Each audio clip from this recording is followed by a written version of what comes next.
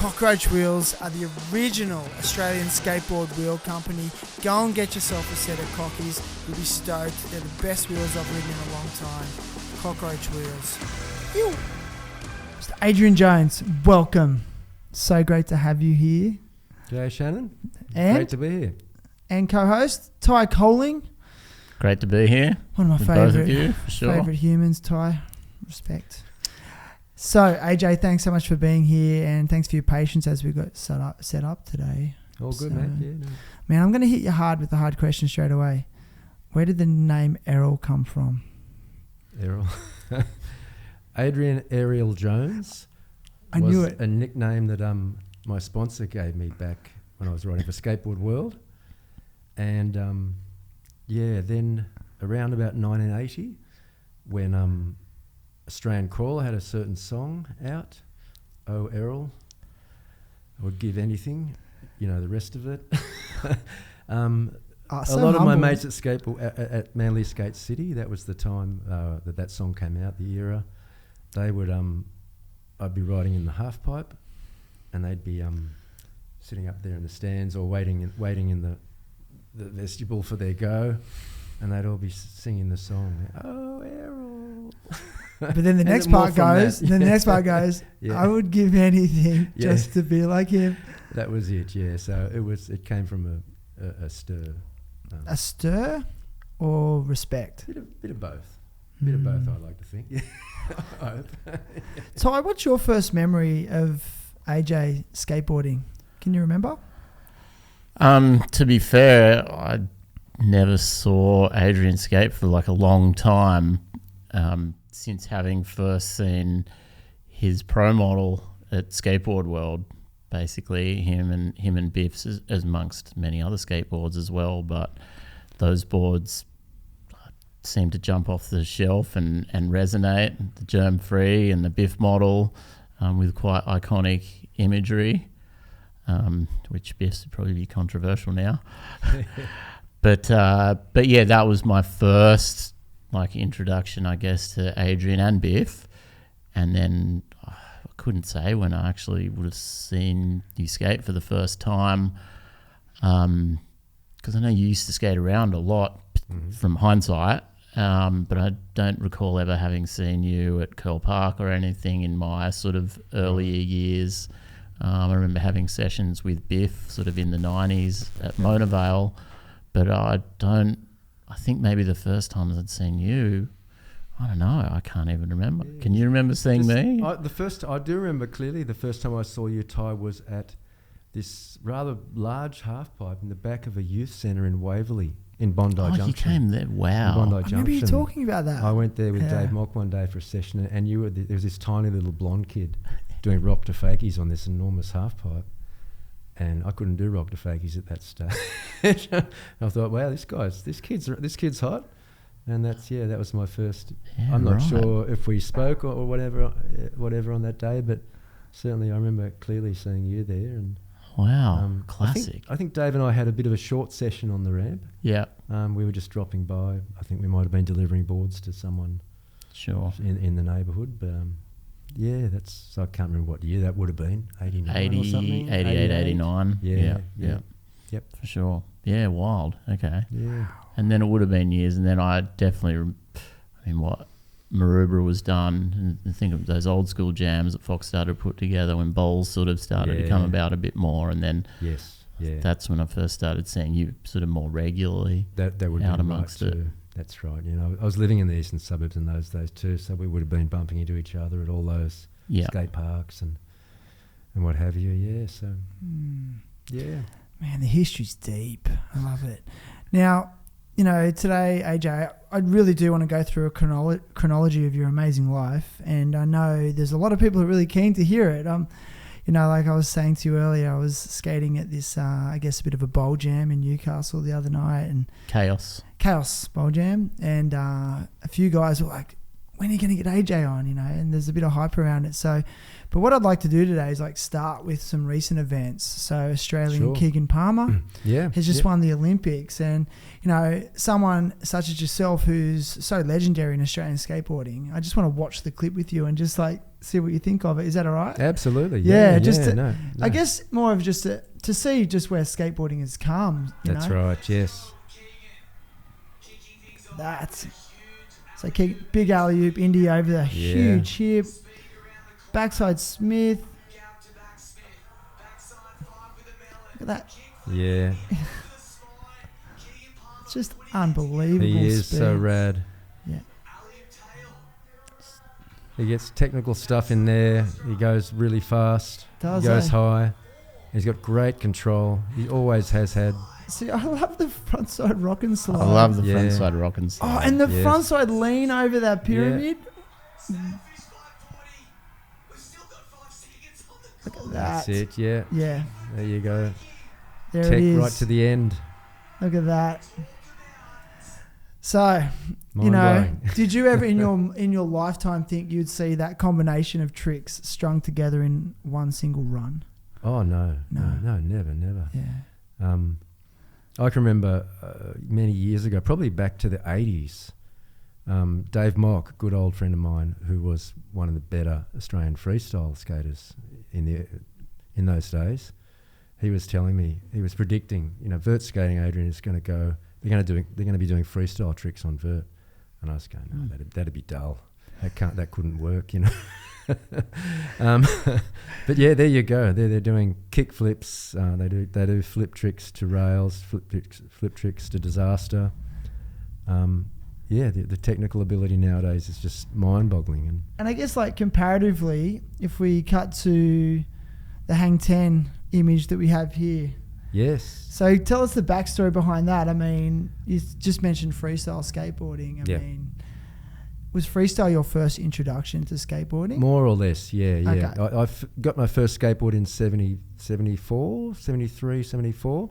So when So that's 50 years of 50 years ago. skateboarding, yeah. So the decades add up. But yeah, in 75, after I'd had my first skateboard was a Webcraft, a GT Webcraft board from Victoria.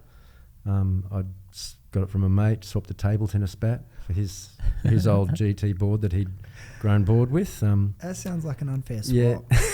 Yeah. It was a competition table tennis bat. It wasn't just an old one. Any old one. Like a performance one? Yeah. Yes.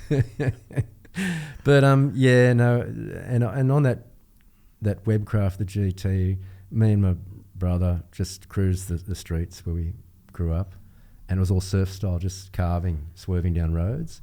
But just by complete coincidence, later that year, the urethane wheels came in, and in 75, there was just boom, there was a massive craze, and it swept the country like the yo-yo crazes they used to have back in the 60s and 70s. Every kid had a skateboard. It was similar to like when the Powell, the time Hawk and the Powell guys came out in the mid to late 80s. 75 was just huge, and it was all based predominantly on the freestyle trick skateboarding. The nose wheelies, handstands, 360s, that sort of stuff. There were slalom events at the competitions, but the demos would be predominantly freestyle tricks and stunt tricks. Barrel jumps, or the Coke team. The Coke team, who were my initial actual local skateboarding heroes in Sydney, they would line up. Chris Elliott would line up 10 sort of kids down on the ground squatting, and he'd just come hurtling down a hill or through the shopping centre and jump over them from one board to the other. So he did a high jump as well in there too, So that's what we were going for initially. We're seeing Russ Howell come out from the States doing the demos. He would do demos with the Coke team, and that was what we were all into it initially. So yeah, I got quite a few freestyle tricks wide back in the day myself. So where was the knowledge and understanding of the skateboarding for it to come from America to Australia? What media or what was happening to alert everyone here of it even being a thing? Well, it's basically just it was on the news basically. There'd be news stories. There was no skate media. For starters, obviously, but it was at every local shopping centre. There'd be posters up. You know, the Coke team is here next weekend, or the Coke team's going to be at the Chatswood Westfield or the Rose Hill. You know, or the all around Sydney, the different Westfield shopping centres to do demos, judge competitions. That's and skateboarders. Skateboarding was just everywhere on every street. It was all Bain Superflexes. Along with the advent of the urethane wheel, the fiberglass flex boards sort of were the fashion at the time. Although they weren't really the most practical. They were great for surf carving and for pumping, but for actual freestyle tricks, I mean, I observed really quickly that Russ Hale rode quite a stiff deck.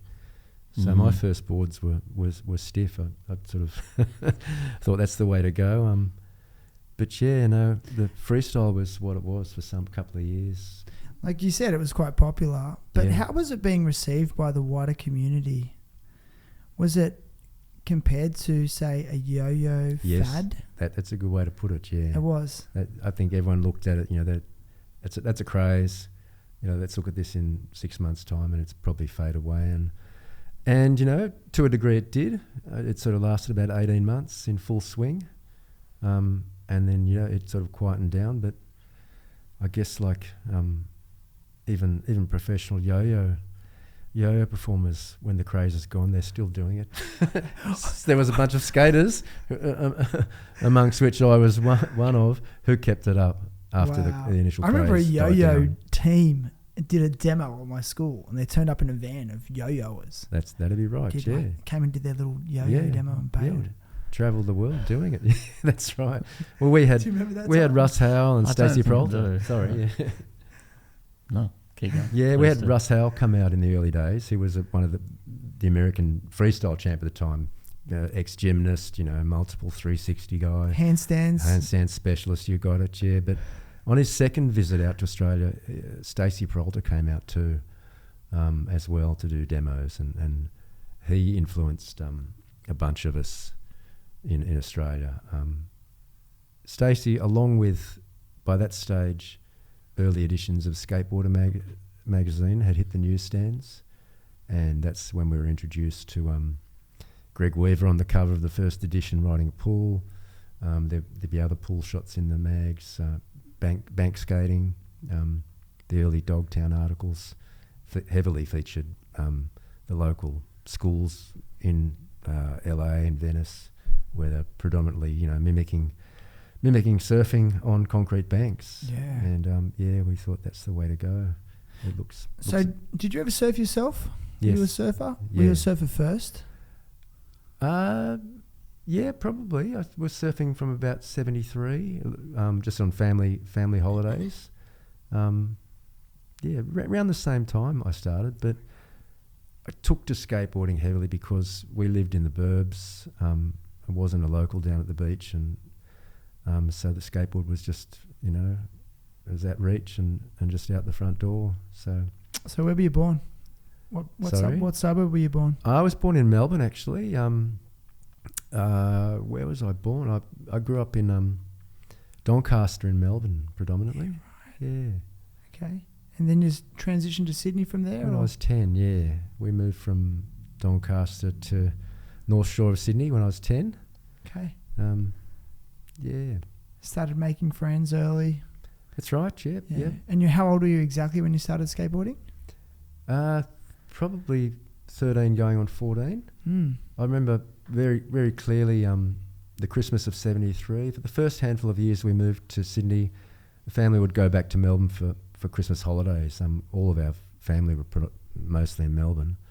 And we'd lived in this really tight-knit cul-de-sac in Doncaster where we had really close friends, and we'd go back and holiday with them.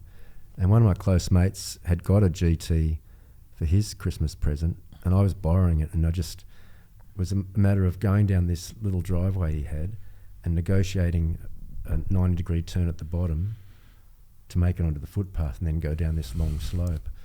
And I just fell in love with it. It wasn't my board, but I was borrowing my mate's Christmas present.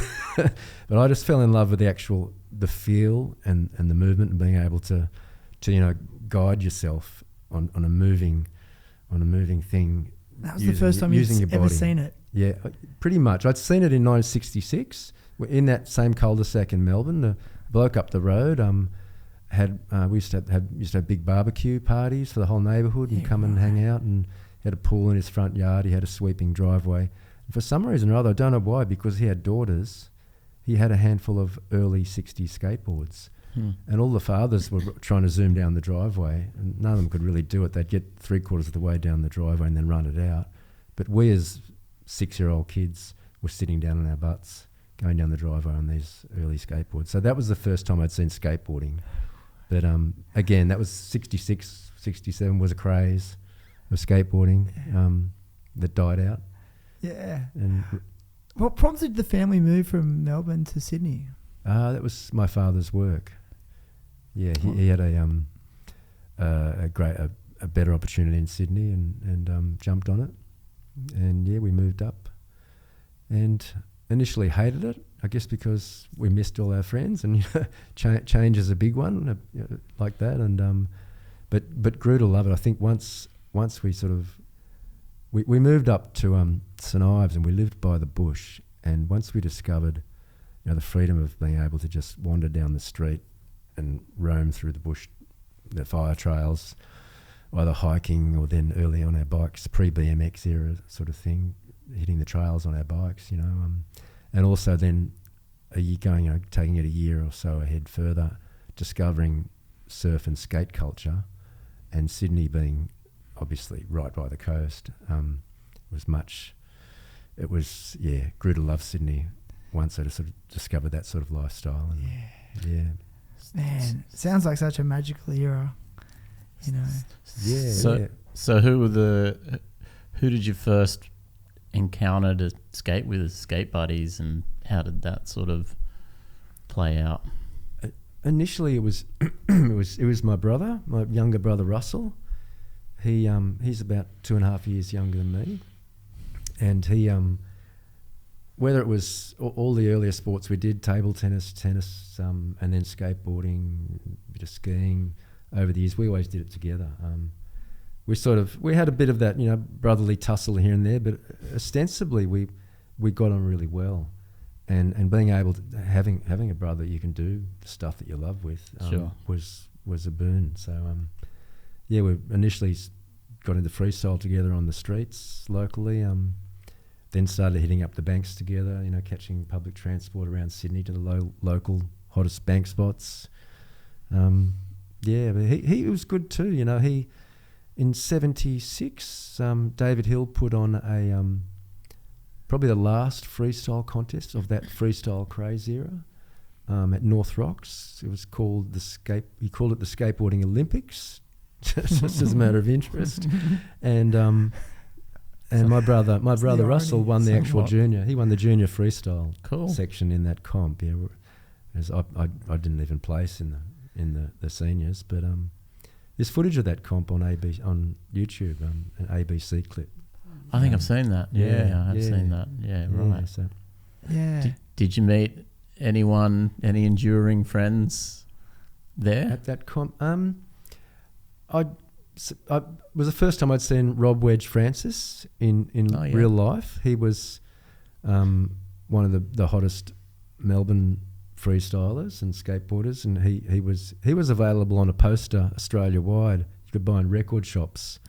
Record shops in those days would have a section in the corner where you could buy posters of your favourite bands and everything. I remember that. Yeah, there might be a surfing one or what have you, but in the middle of the skate craze, some entrepreneur put out this beautiful colour poster of Wedge doing handstands and freestyle tricks, and so you could buy a wedge poster in every record shop across Australia. Awesome. So that's how we. But yeah, first saw Wedge there. There was also other guys there who I'd known and skated with at the boat ramp at Greenwich Boat Ramp. John Tesseriro, Gary Bird, Bob Hasty. I think we've got photos of that. A few Can others. we get that up? Yeah, sure. Yeah, we'll go back to these ones. Was that it? That's the boat ramp. Yeah, that's Greenwich That's an boat older ramp. photo. That's a new more photo. Recent. That's more recent. At one of we revisited the boat ramp in probably 2014-ish, and also in 2008 as part of the old Sydney old school skate jams. And we also had a session there in memoriam for Tony Mann, who passed away a handful of years ago. Right. So Tony Man was that one one there is that early boat ramp? That's 77. That's 77 boat ramp. That was the year I was 77. born. Is that right? There you go. Yeah, so that's me riding. So you were born around then too, weren't you? I was three Few years after. middle of 77. It's not often I'm the youngest man at the table. Anyway, let's keep going. Look at that comparison, like early boat ramp, and then what year was that roughly? 2014, I think. 2014. Yeah. What would you call that right up on the wheels like that? I put that in, those two shots in, because it's me doing the same trick. It's basically I'd come up at high speed and cop a little bit of air, like a frontside bunny hop air at the top of the bank, and you'd land it in a lip slide and come out of it in like a Bert slide. Like a Bert. Okay. Yeah. So Bertleman, which is such a surf. That's right, yeah. Surf move. So that was early. That was sort of starting to throw in early skateboarding type moves into surf skating style. Yeah. Because the boat ramp was initially all, you'd be carving it and doing Bertlemans and. So where was the boat ramp 360s exactly on the harbour, Sydney Harbour? That's at Greenwich. Greenwich. There's a boat club right on the water at Greenwich near the baths. It's still there. I go back there occasionally, just to reflect and meditate. It's sort of breaking apart now. The concrete's as rough as guts. But to meditate. I find it a really peaceful spot to sit down at, because it's not just for sentimentality. As well. Yeah, exactly. Yeah, just because of friends that have passed that used to skate there. Just if I was feeling low, and it's just a really beautiful spot to be. It's right on the harbour. Steep cliffs behind it. The bush has all grown around it over recent years, but I just go there occasionally and reflect. I'm feeling a bit down. Deep memories. But Speaking of deep memories, sure. Tell me about this photo. I found that one really interesting. Like, so, I mean, if that's not the most makeshift ramp you've ever seen. Yeah. So where was that? Give us the backstory. That is the bottom of our driveway. That's in the early dodgy ramp phases.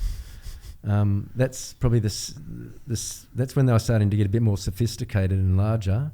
But we just used to get old kitchen tables and get form ply and 4x2s from all the local building sites around that area. It was a new classic suburb story. It was a new part of St Ives they table. were building up, and there were building sites everywhere. So for those that are listening, can you describe like how you've actually built it up against the roof of your house, of a house? Amazingly, that ramp doesn't have a single nail in it. That is three or four bits of long 4x2s leaning up against the roof gutter, with the form plies all just delicately balanced up against each other.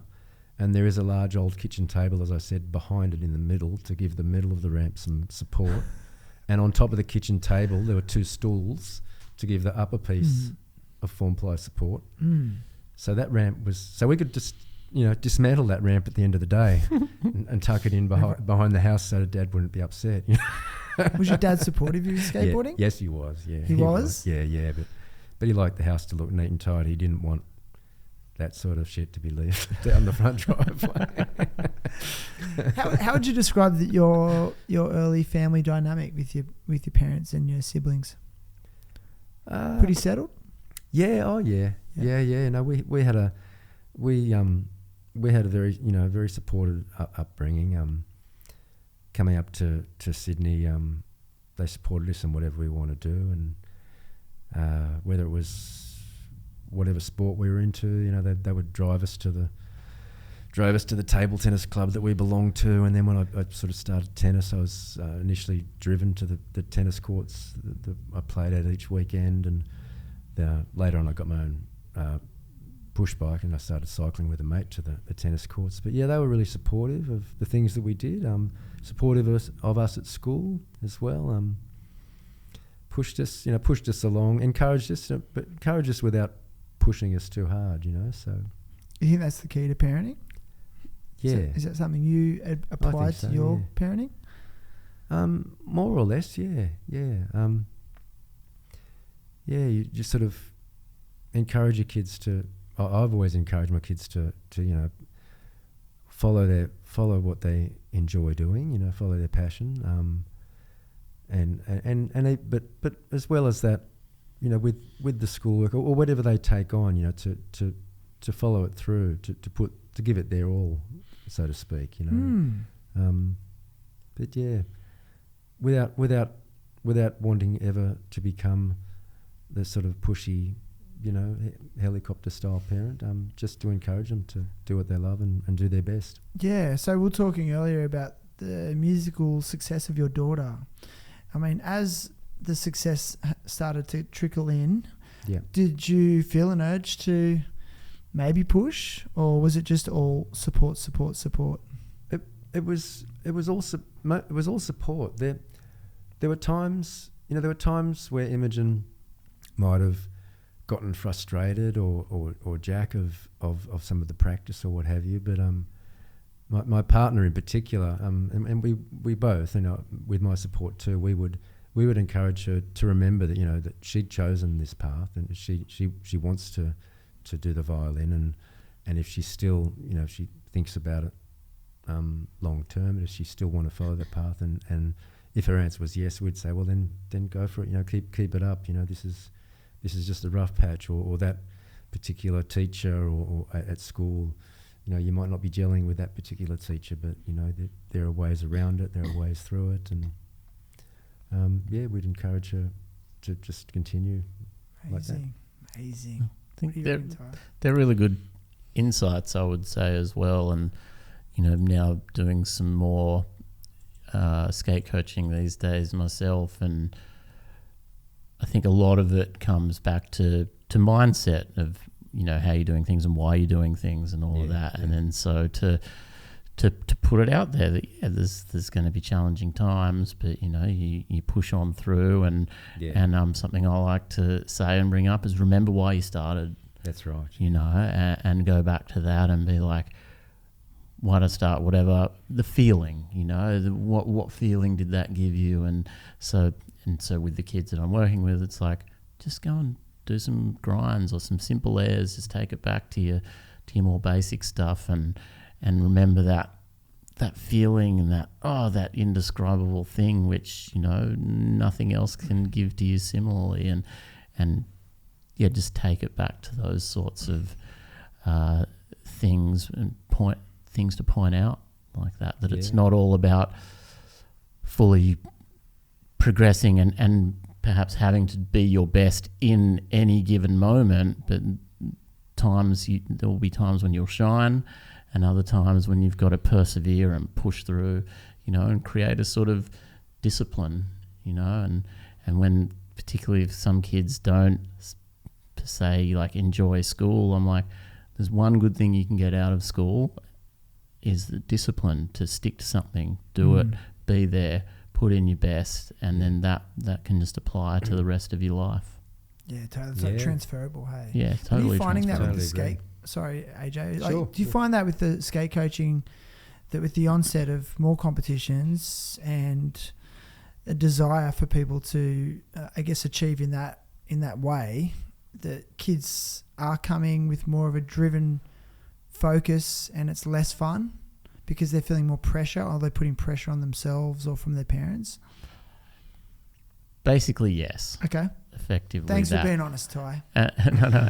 And I think a lot of that stems from, you know, it's been mentioned so many times here and everywhere, social media, all of that. And I said it to someone today. I was like, you know, you're looking at these social media things all the time. This is actually quite a beginner kid too. And it's like, you have all these expectations of yourself. I want to kickflip. I want to do whatever. And it's like all these people started with these simple things. They started with kick turning, basic kick turns, and pushing around and getting general control of their board. But remember, the rolling thing is part of the fun of it. You know what I mean? And so, but this visualization, this uber visualization of everything being in front of you and so accessible, it creates expectations, right? Yeah, and that's just a major thing to be like, oh, I'm not good enough or whatever, you know, because I've got to like jump all these steps. And that's another thing I try and bring a few crew who are sort of intermediate back to. It's like, a kickflip's great or a McTwist is great or something, but if you learn all these basics, all of these things will come much easier. It won't feel like such a massive hurdle to get there. If you piece it all together and chip away at it, it will come together. And that's same sort of thing as what we just mentioned, more good life lesson that, you keep working at something and it will start to flow more, come more together. Yeah, I remember I used to do skate coaching back in the 80s, the mid to late 80s, for councils around Sydney in the school holidays. And there was always an element of some of the kids in the class would be there for just child-minding purposes, but they were skating. They were into skating too because it was the thing, obviously. But and half the class were really into it. But it was the era where everyone just wanted to learn how to ollie, and I could ollie quite well in those days. But in every class there was always some kids that just couldn't get it. They were beginner status and trying hard, and you can see them kicking their boards away in frustration. I used to show some of those guys some really early 70s tricks, crab walks and endovers, things like that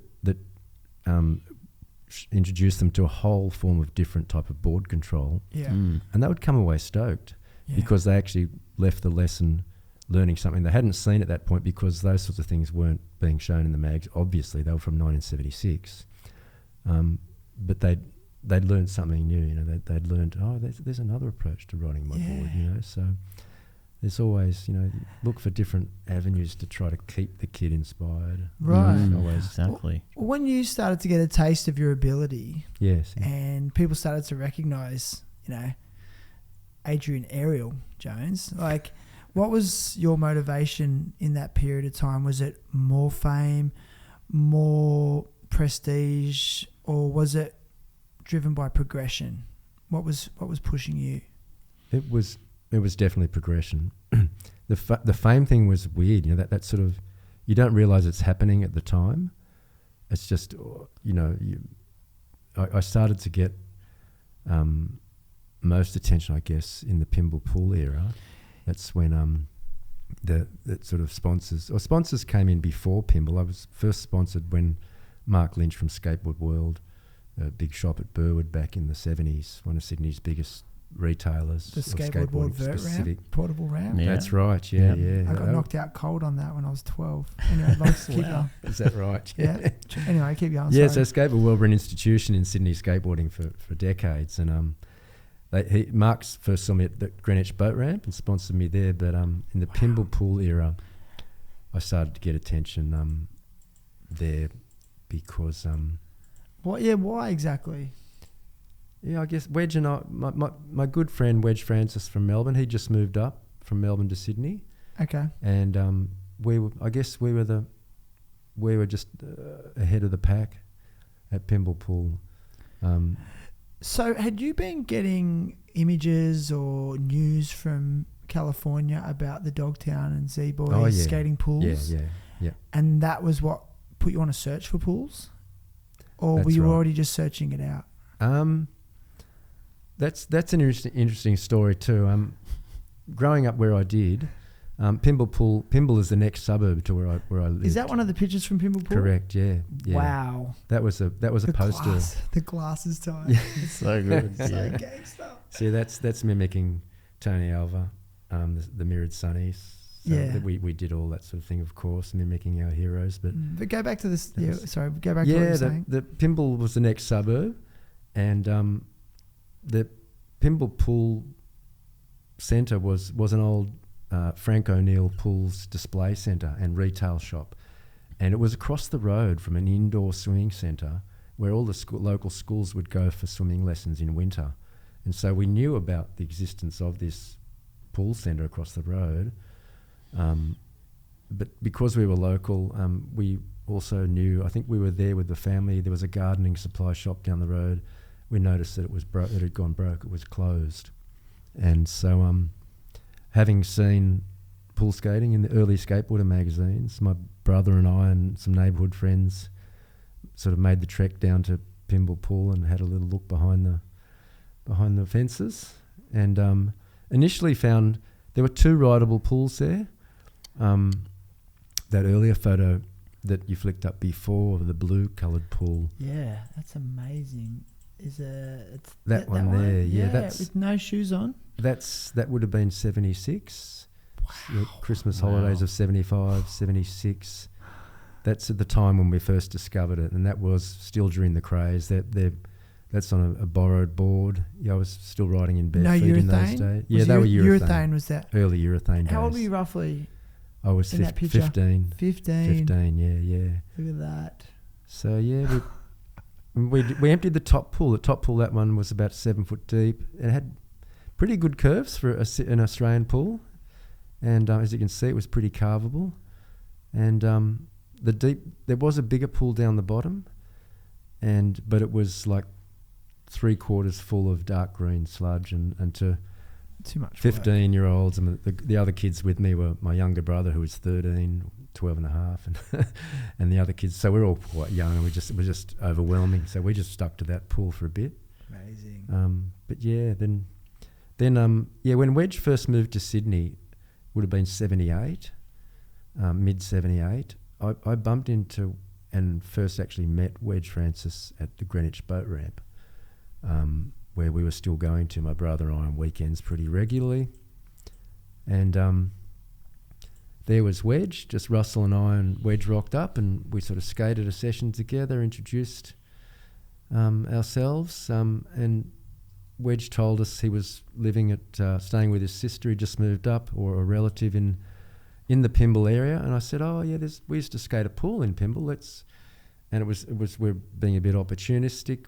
We were able to get a lift back towards home with Wedge in his car, and I said, I'll show you the pool if we can get a lift with you. And we got to Pymble Pool, and I expected it to be we hadn't been there for a while, full of water and crap, and was keen to show Wedge the top pool that we'd skated. And when we rocked up, the big pool at the bottom, there was a bunch of guys down there, and they were just literally finishing the last, emptying the big bowl with buckets. And they were getting the towels out to dry it down. And Wedge and I rocked up, and it turned out to be Bob Hasty and some of his friends. And they were some of the 75 hot freestylers from the Sydney scene. Yeah, and Wedge knew Bob. And Bob sort of said, "G'day, Wedge, Adrian, what are you guys doing here right now, as we've just finishing up bailing the pool." And that was, so we sort of stumbled upon that a pool session in the big pool. It was the first time I'd ever skated the big 8'6" pool down the bottom. Yeah. It was the first time Wedge had ever seen it. And literally from that day onwards, that was the beginning of the so-called Pymble Pool scene. Ah, okay. So that became known. Significant day. That was a significant day, yeah, because from then on, the big pool at Pymble remained pretty much empty all the time for the next 2 years. If there was rain, you'd have to rock up and bail it out yourself. Yeah. But yeah, no, that was, although, yeah, it's got other history to it. There were other skaters, that's my history of Pymble. There were other local skaters that I've since learnt who were skating Pymble at the same time as us, at the top pool, the little pool, and earlier than my brother and I too. They got into thing like unheard of. Yeah, local guys from Turramurra High. Right. A mutual mate of mine knew them. My friend, the guy I speak of, Cameron, he ended up going to Turramurra High, but I only found out about these guys recently in researching a book project that we spoke of earlier. Yeah, tell us about it. You got it here. Is that the one, the vertical axis? How'd that come about? That's so epic. The book there. Yeah. The vertical axis. Is that in shot? Yeah, there it is. Can you see that? Yeah. Yeah. So who put that together? That's John McGrath predominantly. It was started by Noel Forsyth, a skater from Melbourne of my generation. He started on the project, but John took over from Noel and made it a real sort of labour of love. And he was working on it for, 3 to 5 years, just on and off. And what he did was contacted about 20 odd of the people that used to skate Pymble through the generation, through the eras, and asked them to just contribute a short piece on their reflections of Pymble Pool and what it meant to them, and he sort of asked all of those skaters and the wider circle of skaters who might have been there, can you share your photo collections with us? And from that just put this just fantastic book together. It's been really, really well received. But it's a great document because in a sense, there are other scenes in other cities and states around Australia, but this one, Pymble, became widely known because it copped media attention in the day. Mainstream media. Correct, yeah. Right. Well, mainstream surfing media. Right, like Tracks Mag? Tracks Magazine, Surfing World Magazine in the day. A film crew came down to shoot Pymble Pool at one stage from Current Affair or something like that. Amazing. So because it got that attention, skaters travelled to Pymble Pool from Melbourne, from Canberra, the FOD guys from Canberra, Far Out Design. There was a crew from Canberra who came up regularly. Guys travelled from into Brisbane, Gold Coast. Skaters that I'd met in New Zealand when I went over there with Wedge in 78, 79. When they came to Sydney, they came to Pymble Pool and sessioned it with us. So it became a real focal point of early vert skating in Australia. Ty and I, you go, Ty. Okay. And then I was just going to say on that, as far as it being mainstream, it actually was in that Chiquito ad that you were in. That's right. Exactly. Which is, that's pretty interesting for a defunct, business spot to actually show up in a commercial advertisement. That's right, yeah. Quite interesting scenario. So yeah. How did that sort of come about? Why did they want to shoot there, or how did they even... how did that eventuate? I suspect it probably came from the influence of, I think I touched on John Tesoriero earlier on, one of the early Sydney bank pioneers and vert pioneer skaters. His brother worked for a promotions or advertising company. Mm-hmm. I know he got us the roles in that commercial, and so perhaps he was giving ideas to the team putting the ad together, because that was a really quiet time in skateboarding. That was certainly after the death of the big 75 skateboard craze, and before any skate parks were built. Those late 70s skate parks were built. So putting skateboarding in the ad, combined with surfing, there's a bit of surfing in the ad as well, obviously you can see, was a bit out there. Yeah, definitely. Yeah. Did they get permission to film? They just come in and film? Was it that sort of open sort of space, that sort basically? Of open space. Pymble Pool had a really weird history, actually. There were times when you'd get kicked out. Cops did come to the pool at various stages, but it was kind of dormant or empty for some of the era. But then it was sold to, I think, Mutual Pools for a while, and Mutual Pool, whoever owned it for a while, they opened up the retail shop up the top without kicking us out from skating the pools out the back. It was a really large property. There was in all about 4 or 5 pools, and it was a big terraced sort of space out the back with overgrown palm trees. When in its heyday, it would have looked beautiful, but in 1979, 1980, it was all overgrown and rubble out the back with empty pools. But the actual retail shop up the top was still a presentable building. So there was a time there where they were selling pool chemicals up the top, and there were pool sessions happening out the back. That's classic. Wow. So I think when the ad team came, it was that latter stage, when it was cool to just walk in anytime you want. So wow, that's cool. So I do remember when we were talking to John Gray about when he was skating the ditch in Quakers Hill, and he did his first kick turn, and he described it as like him and his friends had never seen a kick turn. Like we invented this trick, We just went up and then came back down instead. I mean, were you having those moments regularly at Pymble Pool of like, did we just invent that? Well, that's exactly right. Yeah, right. It'd be the first who'd be the first to get a frontside grind in that particular line of the pool, or but it was also the area where as old mate Biff once eloquently described it, where skateboarding was really transitioning from being surf-based or surf-influenced sort of sport into its own sort of paradigm. The introduction of tricks like, just dropping in. I mean, it's unthinkable nowadays, but just even doing what we used to call an elevator drop was a trick. And Skateboarding magazine featured a sequence of someone doing an elevator drop, which is just like dropping in, a drop in. Just a drop in. Yeah, well, Okay. a kick in. Not just like I'm thinking of an acid drop, like just to flat. But you do a 50-50 or an axle stall. It was a trick was called a kick in. You just place your board on the coping and kick in. And there was a sequence in Skateboarder showing us how to do that because it was a new trick. That was the introduction of. That's where skateboarding moved away from surfing inspired stuff flowing on the wall to doing things that were from vertical into the bowl and rock and roll. The rock and roll was the first trick where you sort of basically you were up on a wall, but then all of a sudden you're up on the horizontal platform, and then you're coming back in again. So that was a new realm altogether, and that happened at Pymble Pool. Peter Aiken was the first person we saw in Sydney make a rock and roll. Amazing. So that was groundbreaking stuff for us in Australia to take, what we'd seen in the American magazines and do it, ASAP. You'd rush down to the pool with a magazine in the back of your bag, and you'd be looking at the sequence carefully to see how it's done. And how was the news getting around?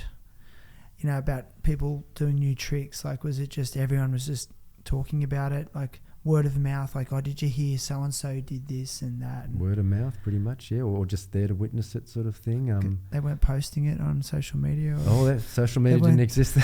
Sure. They weren't sending letters. Not yet. No. You might have seen a picture in tracks. Like for a few years there. For a few years there, David Hill, who was Dave Hill was the state champion skateboarder in the 66 craze in New South Wales. And he in the late 70s and the early 80s, there was Skateboard World with a team of skateboarders, and David Hill had David Hill Design, and he had his own boards and a distributorship. DHD, that's correct, yeah. And then Aussie came along too. And David Hill would write for Tracks. David Hill wrote a regular column in Tracks for a couple of years there, and he'd sort of cover the results of the latest freestyle comps or what have you, or there'd be articles on ramps going up in Mount Druitt or what have you, or I think Wedge Francis and John McGrath did a road trip down to Adelaide, and that was featured in Tracks magazine article. So yeah, kids around Australia would have seen what was going on, at least on the East Coast, in Australia through Tracks magazine. So, well, speaking of that era, let's have a look at a video clip from the Manly Skate City, New South Wales state titles in 1980. Okay, so you remember this? Can you talk us through it? The blue ramp. I do. Yeah, that was Manly Skate City was where we all sort of went to as soon as it opened in sort of mid '79. Right, so no flat bottom. No flat bottom in that half pipe. That's correct. Yeah, which that was an old school half pipe. That whole park was fiberglass. Did you see that? Yeah. The rock and roll step off. Yeah. Yeah. So who's that? That's Is that Dale Halpin. That's Dale Halpin ripping there. Yeah. The guy before it doing the tricky rock and roll was Wedge. Huh. Dale skated. He was one of the early riders for Aussie Skates. Yeah. He's a manly boy. So would you say your first ever board sponsor was DHD or Aussie? Skateboard World. Skateboard World was like World, your first sponsor. Correct, yeah. And they had boards, like board sponsor. Am I right? Initially, when I was sponsored by Skateboard World, I was making my own boards at home. Okay. But they were flowing me wheels and trucks and safety gear, the works, and then decks. When he started to import good decks from America, I got perhaps one of the earliest 8-inch Alva decks that were imported into Australia. So they were the boards you got to ride, Alvas. So and I thought I was under a good thing there, skating for Skateboard World too, because you know, props to David Hill and Tim Dorr and Co for making Australian-made boards. DHD had his boards and Aussie had their boards, but through Skateboard World I was able to ride the pick of the best boards from the USA because I wasn't initially affiliated with any of those companies. So amazing. Let's go through a couple more clips. There's one here, Biff Murdoch, from the same video. Yes, Is that Biff? That is Biff, yeah. There you go. He was on the Skateboard World team too. He's riding, we'll both be riding early germ-free boards in that clip at that point in time. Wow. So was germ-free like always related to yourself? Yes. Yeah, Right. that was my brand. How's brand the name. invert? Far out. So yeah, germ-free was I think in 79 Mark Lynch, my sponsor, sort of said to me, "Hey Adrian, we can press boards in Australia and I want to put out a model for you." And so, you know, I spent a few months basically looking at blanks, trying out different blanks and trying out different shapes. And late 79, just heading in towards, I think, the Christmas of 79, the first germ-frees came out. Wow, 79, my goodness. Yeah, I was stoked because it was just in the era of, in America, the Sims boards, the Bowmans and the Andrex, Right. that had routes. They were putting routes on the that's decks. right, It's a grab rail feature sort of thing, and so I put routes down the germ-free. And the way I designed my routes was so that they doubled as wheel wells as well. Yeah, I remember went that. down. So there were wheel wells at the front and the back. Yeah. So purely for grabbing any, so you didn't have to use rails. Yeah, but then rails came in anyway. Rails came in. Then we had the rails So as wait well. up, rails weren't invented there? Yeah. No. Well, They weren't when they you weren't. had those. No. Wow, interesting. The first rails that came in were these. They were more rubbery, by put out by Z Products, Z Flex, Z Grabbers they were called, and there's no way you could slide them; they'd stop dead. But then Z came out with a white sort of chalky sort of plastic ones, and then the real plastic rails developed on from there. So hey, let's look at some footage of you skating that ramp Yep. here. Here it comes. Right up. Is that? No, that's still Biff. That's still Biff. It's a bit of rock and slide there. Oh, nice. Yeah. Cool. So this would be like what, 1980? That was 1980. Yeah, that was the Wow. state title comp. You can't see the. Here we go. Is that you? That's me there. Yeah, Yeah, that's correct. dude. That's me there. Do you feel like frontside airs are like your Rolling into pretty the front side signature, air aren't they? there. They were, yeah. But, well, I was the first to do frontside airs in Sydney amongst all of our crew. Wow. at to my Pymble knowledge. Pool? No, I learnt them at Balmain actually. Okay. Back before Pymble Pool, before we were skating the big pool at Pymble, I learnt them. How's that? Learnt them on a ramp which was leaning up against a wall. So I wasn't actually getting out. I was coming off a wall. But Was that a landing. frontside ollie? No hands? That was Yeah, an yeah. ollie, That wasn't ollie. it? They were early ollies in Manly Skate City at that point in time. We were getting ollies.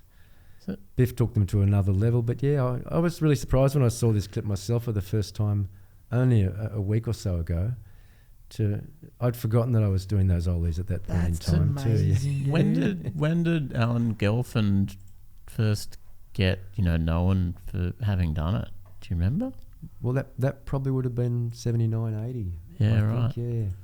That's a question I Yeah. was actually going to ask before, back to the sort of getting the magazines and looking at stuff and then taking it, for yourselves. How long do you think, how far behind were you guys to what was happening in the magazines that were coming over then? Were you pretty much on the ball of which is obviously months later, from the photo being taken and all that stuff, and probably somewhat the development of the tricks realistically. Yeah. But were you pretty much straight onto it when the magazine came out and then, getting there and adapting it and doing it?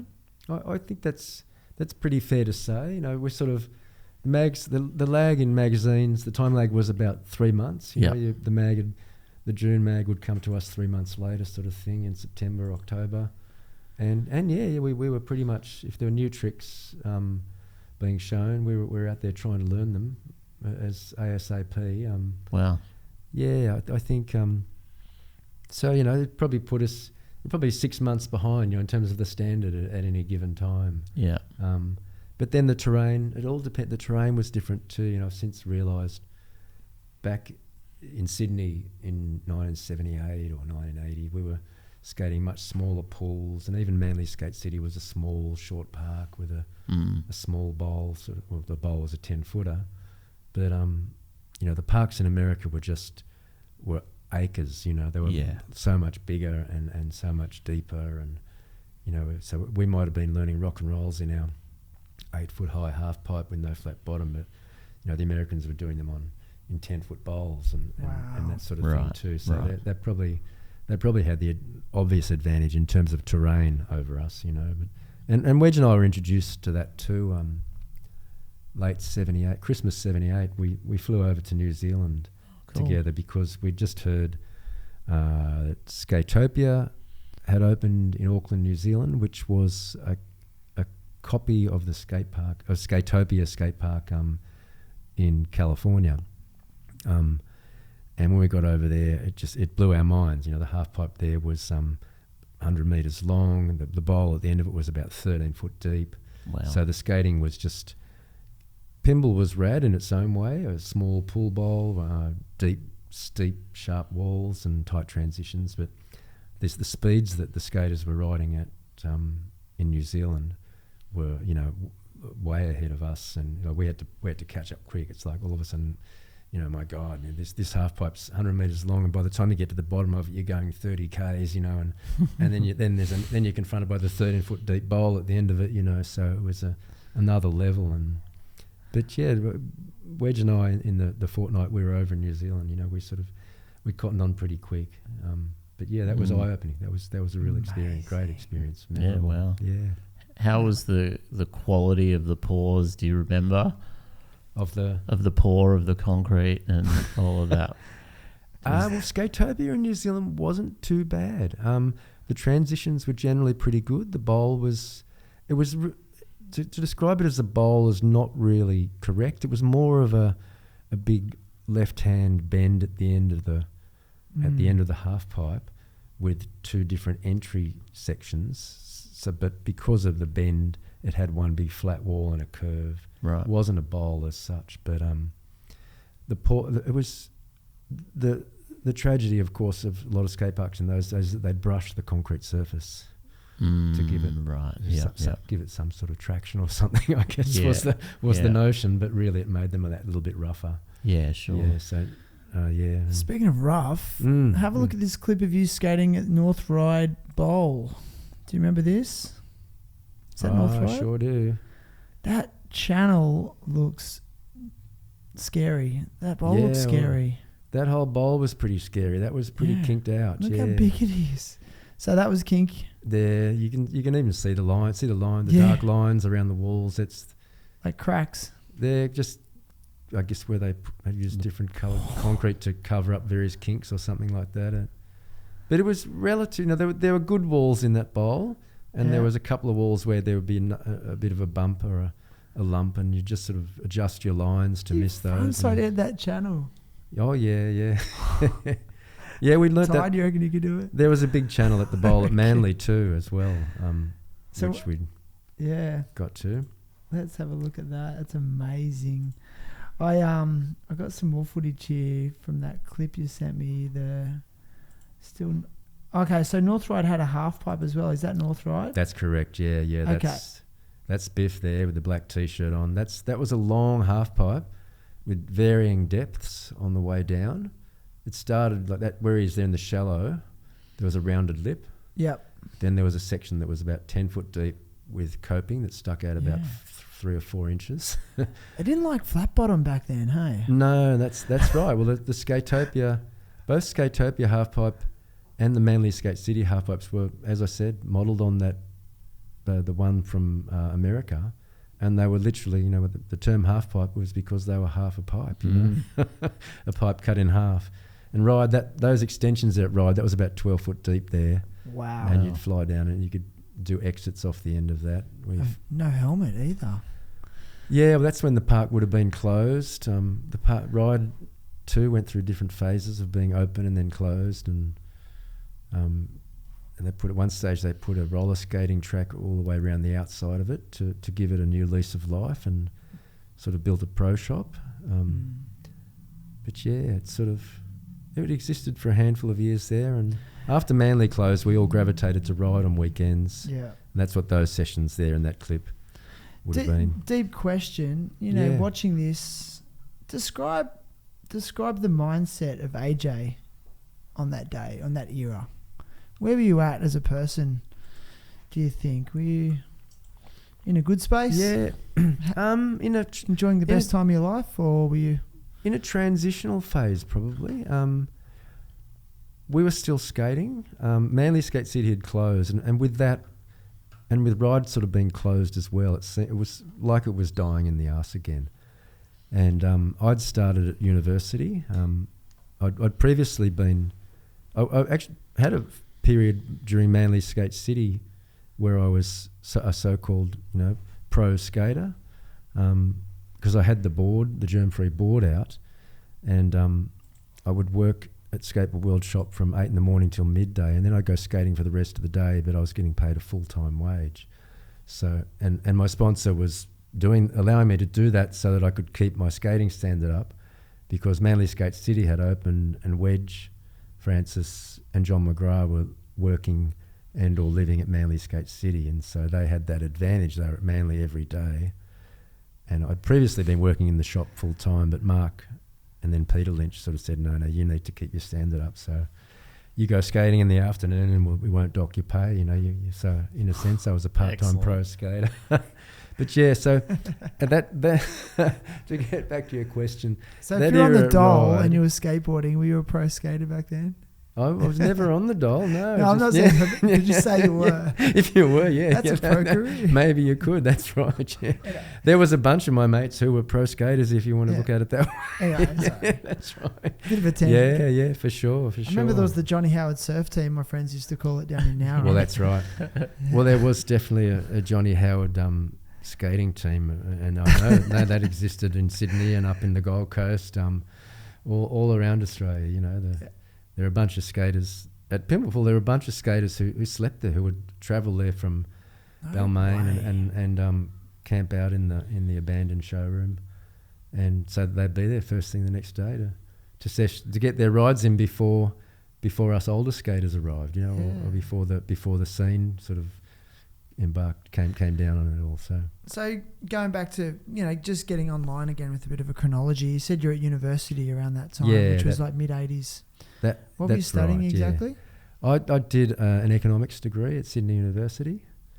I sort of skating had died in the arse, as I was saying, and I was a bit lost as to what I was going to do next, and I was still living at home, so there was a bit of pressure. You've got to do, you've done skateboarding now, Adrian. Let's try something, get serious about life, and pressure from my girlfriend's parents at the time too. Not pressure, just I guess I paid heed to what they were their suggestions. I was listening to the voices around me, and thought I may as well get an economics degree. I don't really know what I want to do. I didn't know what I wanted to do at that point in time. So did you complete the degree and then get a job in that? I did, sort of industry? yeah. I sort of. It's a weird one for me. I sort of kind of regret the decision. I never really had any interest in economics or natural affinity for it, but I did it because mostly my father sort of said, with accounting, economics, you'll always be able to get a job. It's that'll keep you stable. And he was right. And he was right. It's always helped me be able to find a good 9-to-5 job throughout my working years. So I did the degree and I battled through it. I really didn't want to be there. I was still skating full on, surfing every day. I'd rock up to university lectures in my thongs with sand on my feet and go surfing in between lectures down at Mareeba or Bondi, and then go skating with Sin in the afternoon down at Manly at Curl Park or at Ride, as you saw. I just scraped through my degree each year. Indeed, in the last year I had to do supplementary exams. That's where you get 49 out of 100 in your final exam, and they give you a second chance. But that that was a real bugger because it meant that during what would have been the celebratory Xmas holidays, what have you, I was bunkered down studying to do that damn exam again. So, well, all your friends were out skating and stuff. Exactly, and surfing, but I got through it in the end, yeah. Yeah. So, yeah. And so you were in like a serious relationship around that time as well? No. Oh, I was when I first started uni, yeah. Okay. Yeah, from my first girlfriend. Gotcha. That was in the Manly Skate City days and, into the early uni years. Yeah, skateboarding. I'd started surfing a hell of a lot more too. Back in the late Manly Skate City era, 1980. One of my skating mates, Peter Aiken, had moved down to Avalon, and so I was staying at his place a lot, or often stayed at Wedge's flat in Manly, and I always had a surfboard on the roof of my car. I was surfing and skating every day. Yeah, interesting. So you and Wedge were like kind of thick as thieves. We would you were say? for a handful of years there. That's right. Yeah, And very close. like when did that kind of start to peter off? When Manly Skate City closed. When it closed, okay. Yeah, Wedge became a serious adult much sooner than I did, and he was offered the job managing. The owners of Manly Skate City owned the restaurant above it too, on the pier where it was. Yeah. And Wedge spent some years managing the restaurant there. Okay. And he was in a serious relationship then too. And he you a pretty serious much adult, Ty? Just wondering. Good question. I'm still trying to work that out. Asking for a mate. Yeah. No, Wedge will tell you he's still not a serious adult now. He's come back from that. I mean, you realise that it doesn't actually work. Oh no! I shouldn't speak for Wedge. No, I'm in that phase. he came back to skateboarding again after giving it up for a number of years. That must be a common theme you've seen over 50 years of skateboarding. People quitting, coming back, quitting, coming back. Yeah, they all come back, don't they? In some way. They do, and I think it's really happened since the early 2000s. That's when skate parks started to appear more frequently. And councils started to put them in larger and larger numbers. You know, it's just exponentially grown now, obviously. But and also with that came the old school, the concept of old school skateboarding. You know, and there were jams. Brad Shaw organised a skate jam in 2002 at Maroubra Skate Park, and that brought together skaters of my generation and subsequent generations to that bowl from Melbourne, Queensland, Adelaide. Skaters came from everywhere. It's like, hey, we're still doing this, you know. And look, the council's put a bowl in at Maroubra. The beach. There's finally in Australia there is a decent bowl skate park after all the other pathetic attempts, kinked out, rough as guts, attempts at making skate parks that we made do with over the years. We started to get some decent bowls and parks, and it's like, hang on a sec. We may be 40 years of age, but we've still got our pads, as dusty and crusty as they are. And if you're fit enough, you find that you can still do it. And you don't go and try and do a 540 or anything. You just stick with what you know. But did you ever stop? No, I was talking to Ty about that earlier on. I never really stopped. I had periods where what I would describe as slowed down a bit here and there. And that would have been predominantly during the 90s, early 90s, when I was working. I was sort of co-parenting my son. My first marriage had broken up, and I'd just obviously looking after Oscar on a part-time basis. My weekends weren't my own so much anymore, but they were in a way. I'd sort of go skating with Oscar. And keep my sort of foot in the door of skateboarding in that way. Going to Waterloo Skate Park, teaching him to skate there, having fun there. At Heffron Park down the southern suburbs, occasionally Mona Vale. Nice. Always had a skateboard, and at least once a month was out skating. If it wasn't with just small sessions with Oscar, my son, I'd go and have a session with my mates. About once a month. Biff was always at me. Biff Murdoch was still skating in a pretty hungry sort of fashion out at Mona in the early 90s and through the 90s, and he'd always sort of elbow me and say, when you're coming out, Adrian, when you're coming out. So every month or two I'd hop in the car with Biff and have a session out at Mona. As a single dad, did you find that like skateboarding really helped you find a common activity you could do with your children or your son, and that bound you together. And the reason I ask that is because that's what's sort of going on with me and my son at the moment. Okay. Yeah. It's like, well, sometimes you don't know what to do. How do I entertain these kids? Yes, yeah. And then you've got this thing. It's like, oh, hang on. That's right. Yeah. Well, yeah. Well, it was. There's it was something that we could both do together. In amongst the soccer and the throwing the balls around or going to the beach and all the rest of it. It was just one of the many activities that we did together. But the skating was one there was a common bond there. He never really got into it in an obsessive way like I did. He tried his hands at a number of different sports, and his passion became music in the end, guitar playing. But skating certainly through the years. He had 2 different phases. When he was quite little, between about 4 and about 8, then he slowed down a bit and was doing lots of soccer and cricket and sort of other sports like that. And but he came back to it again when he was about, I think it was 11-ish. We were living in Bondi. The mini ramp down at Bondi was there. He'd occasionally come and have a skate with us. But in Bondi in 2000, I was renting a flat. We were renting in Simpson Street, and the flat actually, the small block of old apartments, had a pool in the backyard. And the landlord announced that they were going to trash the pool and put in driveway and car parks. And like I was thinking, the skater in me is thinking, yeah, but the leaseholder of me is thinking, no, I can't do that. The landlord's not going to enjoy that.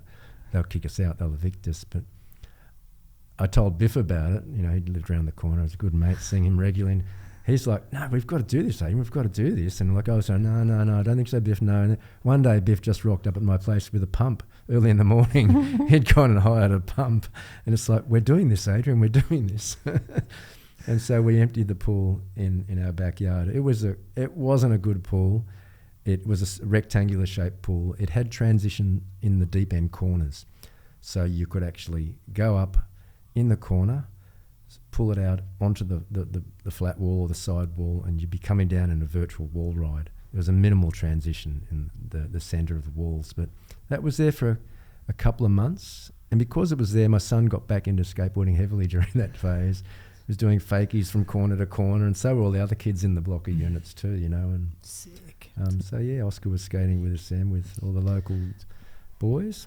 Hey, sorry, go Ty. I want to get a clip up while you guys talk. Sure. I was going to say, to bring up another photo and to take it back to Biff again, and like to you actually having the first model. Like I know, like I said, my first memory of you was yours and Biff's models together on the wall. When did Biff's model come out? And then how did that whole relationship, start up? Because Biff was pretty influential as well. With absolutely, yeah. I first met Biff through Skateboard World. My sponsor there, Mark Lynch, he'd travel around the suburbs and in distributing equipment to various shops and stuff, and people would write to him too, me and my mates are hot skaters, come and see our local scene. And he discovered Biff down in the Rose Bay, Bondi area, and told me about this guy down at Bondi who's really quite hot. And I've invited him to a session. We were going to skate these pipes near Mascot, and Biff came along with Barney, Biff's close skating mate at that era, and Biff, he skated with us at the pipes that day, and it was obviously he was a ripper. We invited him to the pool, Pymble Pool. That was right in the middle of the Pymble Pool era, and Biff came out there, and Pymble Pool era was in full swing, and Biff was a bit late to it, so he was 6 months behind us in standard initially there, but he quickly caught up. But then when Manly Skate City opened in late 79, early 80, Biff's natural ability just started to really show, and he was just learning tricks, bang, bang, bang. Each week he would learn the latest trick faster than anyone else, and with just beautiful style. And I really pressured Mark Lynch to get Biff on the Skateboard World team. I said, if we don't sponsor him now, he's got offers from, DHD and Aussie. They're all after him. So Biff was on the team, and I was just totally stoked with that because we started skating together a real lot, going down to comps in Victoria together, and yeah, once the germ-free deck came out in 79, 80, Mark Lynch sort of thought, well, this is selling well. I can give Biff a model too. So is that the model? That's correct. Yeah, that's wow. Thanks, Ty, for getting that one up. Yeah, that was a. It's a classic. It is. I'd love to have that now. Yeah. That's right. He sort of. I know, a little bit controversial. The graphic up around the nose. Yeah, well, they sort of a bit controversial because they copied a little bit of the sort of the German sort of style of graphic art, but nonetheless, it looked really cool at the time, you know. And why did Biff choose that himself, or as far as I know, Biff he was like that sort of imagery. Biff, I think he got John Tez, who was a great graphic artist, helped him with some of the design of that as well, from memory too. Yeah. While we got up, there's the image of the. That's the bottom of the deck. You can see it had routes as well. They're the routes. Yeah. That's right. Yeah. So he's had a different configuration of routes. Yeah. Sort of looks like a bit of a Messerschmitt or something there. With a Maltese cross on it. But I was going to say, it looks like a Maltese cross. Yeah, that's right. Yeah. Look at those wheel wells there. They seem too high. Well, we only had 3.5 inch noses in those days. Of course. And nowadays, Biff probably had a shorter nose than I did on his deck. His deck was 29.5 inches long. Mine was 30. He designed his a half an inch shorter because he figured that if you start with a 30-inch deck, after 3 weeks it's going to be knocked down to 29.5 inches anyway. Oh, it's like practicalities. But board running into gutters and economics, not function. I don't know. Look at these classic boards here, hey? So there's a collection. Talk us through them a little bit. There's a collection of germ-frees there. Germ-free, so there's an Adrian Jones Pro model there. Yeah, so the ones with the routes on the sort of sitting on the bed more or less there, the yellow one and the white one, they're the original germ-frees. Get out. And they had, as well as the routes, they had an early layer of P-Tex on the bottom, the stuff that Powell originally called bonite. So I had bonite on my Pro model before it the cardboard stuff. Yeah, you got it. So that was another feature of those decks. But so there's the original ones there. The black one at the back was the germ-free. The original one sold for about 4 years or something to about 84 or something. And that black one was the next model. No, it wasn't. Actually, there was one in between that. That black one was the third one. There were 3 germ-free shapes put out by Skateboard World. So what sort of royalties were you getting for your board sales? If any? I can't really remember. I was getting royalties. There was royalties? Yeah, definitely, yeah. I wasn't earning a fortune, but it was $1 or something a deck from memory, $1.30 or something. There was income. Yes, yeah. Not just free stuff. All those years, no. Wow. So you must be one of the. I mean, you literally are the first Australian pro skateboarder. I think in a sense, in terms of getting paid, in terms of having a model, I was. You know, it wasn't a model manufactured in America by one of the big corporations, but it was. There was a Midget Farrelly board in the 60s. He had a signature model, but he wasn't a skater, obviously. But yeah, I had the first actual sort of like model with my name on it. So came 79, 80, and was earning royalties from it from the get-go.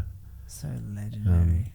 And then Biff was the second. And Biff was this. Yeah, well, Wedge was a pro skater. Wedge Francis was the at Manly Skate City when that opened. He was the so-called pro skater at the park, and he would come and do lessons and teach kids. But it quickly evolved into basically just being the manager of the park, you know, on the day. Yeah. Where he actually couldn't skate. He had to stay in the shop, sell the tickets, stop skaters from sneaking in, sort of thing. Right. Manage the pin. There was a huge pinball parlour there as well too. So right. I just got an image up there, AJ, taken by David Mock. Photo. Yes, yeah. And that is on one of the ones with the routed, that front side area. That's right, yeah. Okay, and where's that exactly? That's at Port Macquarie. Peppermint Park. Macquarie. That's at Peppermint Park. Yeah. You know it? I know of it. Yeah. Yeah, right. Never skated it.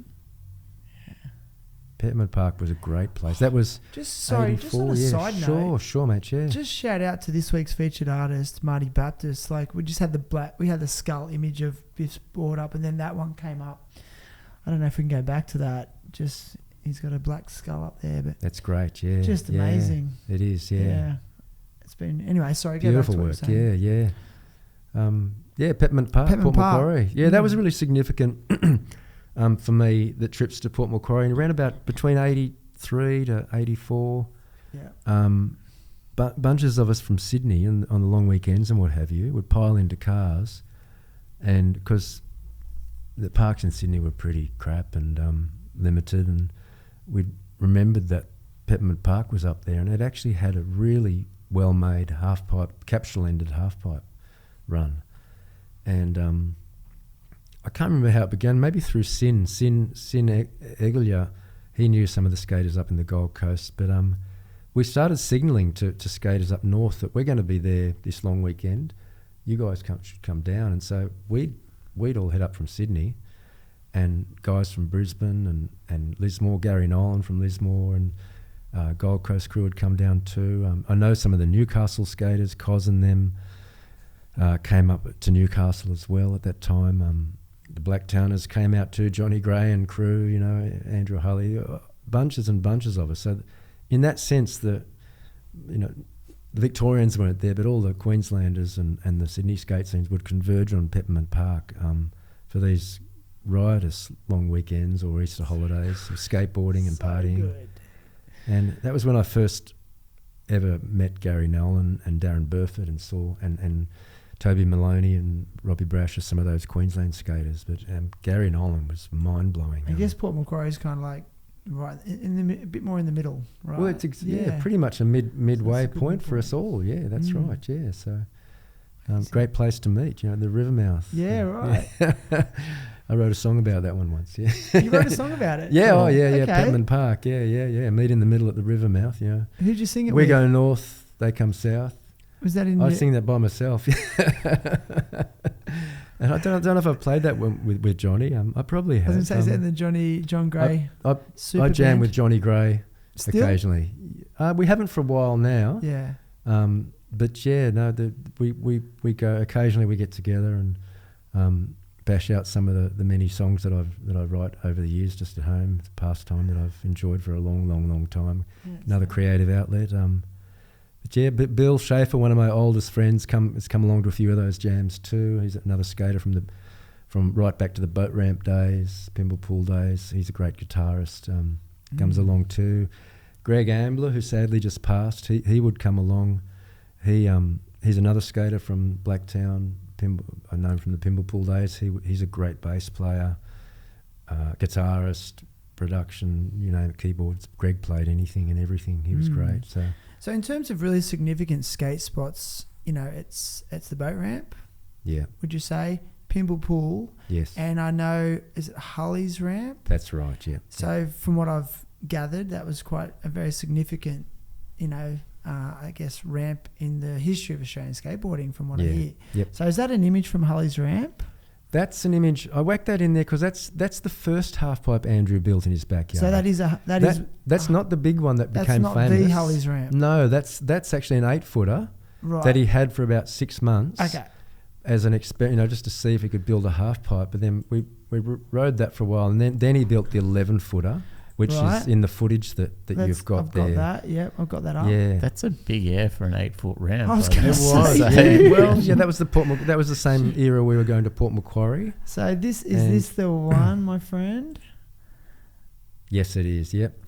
So how big was it? 13 foot? No, that's 11 foot. 11 foot 11 deep.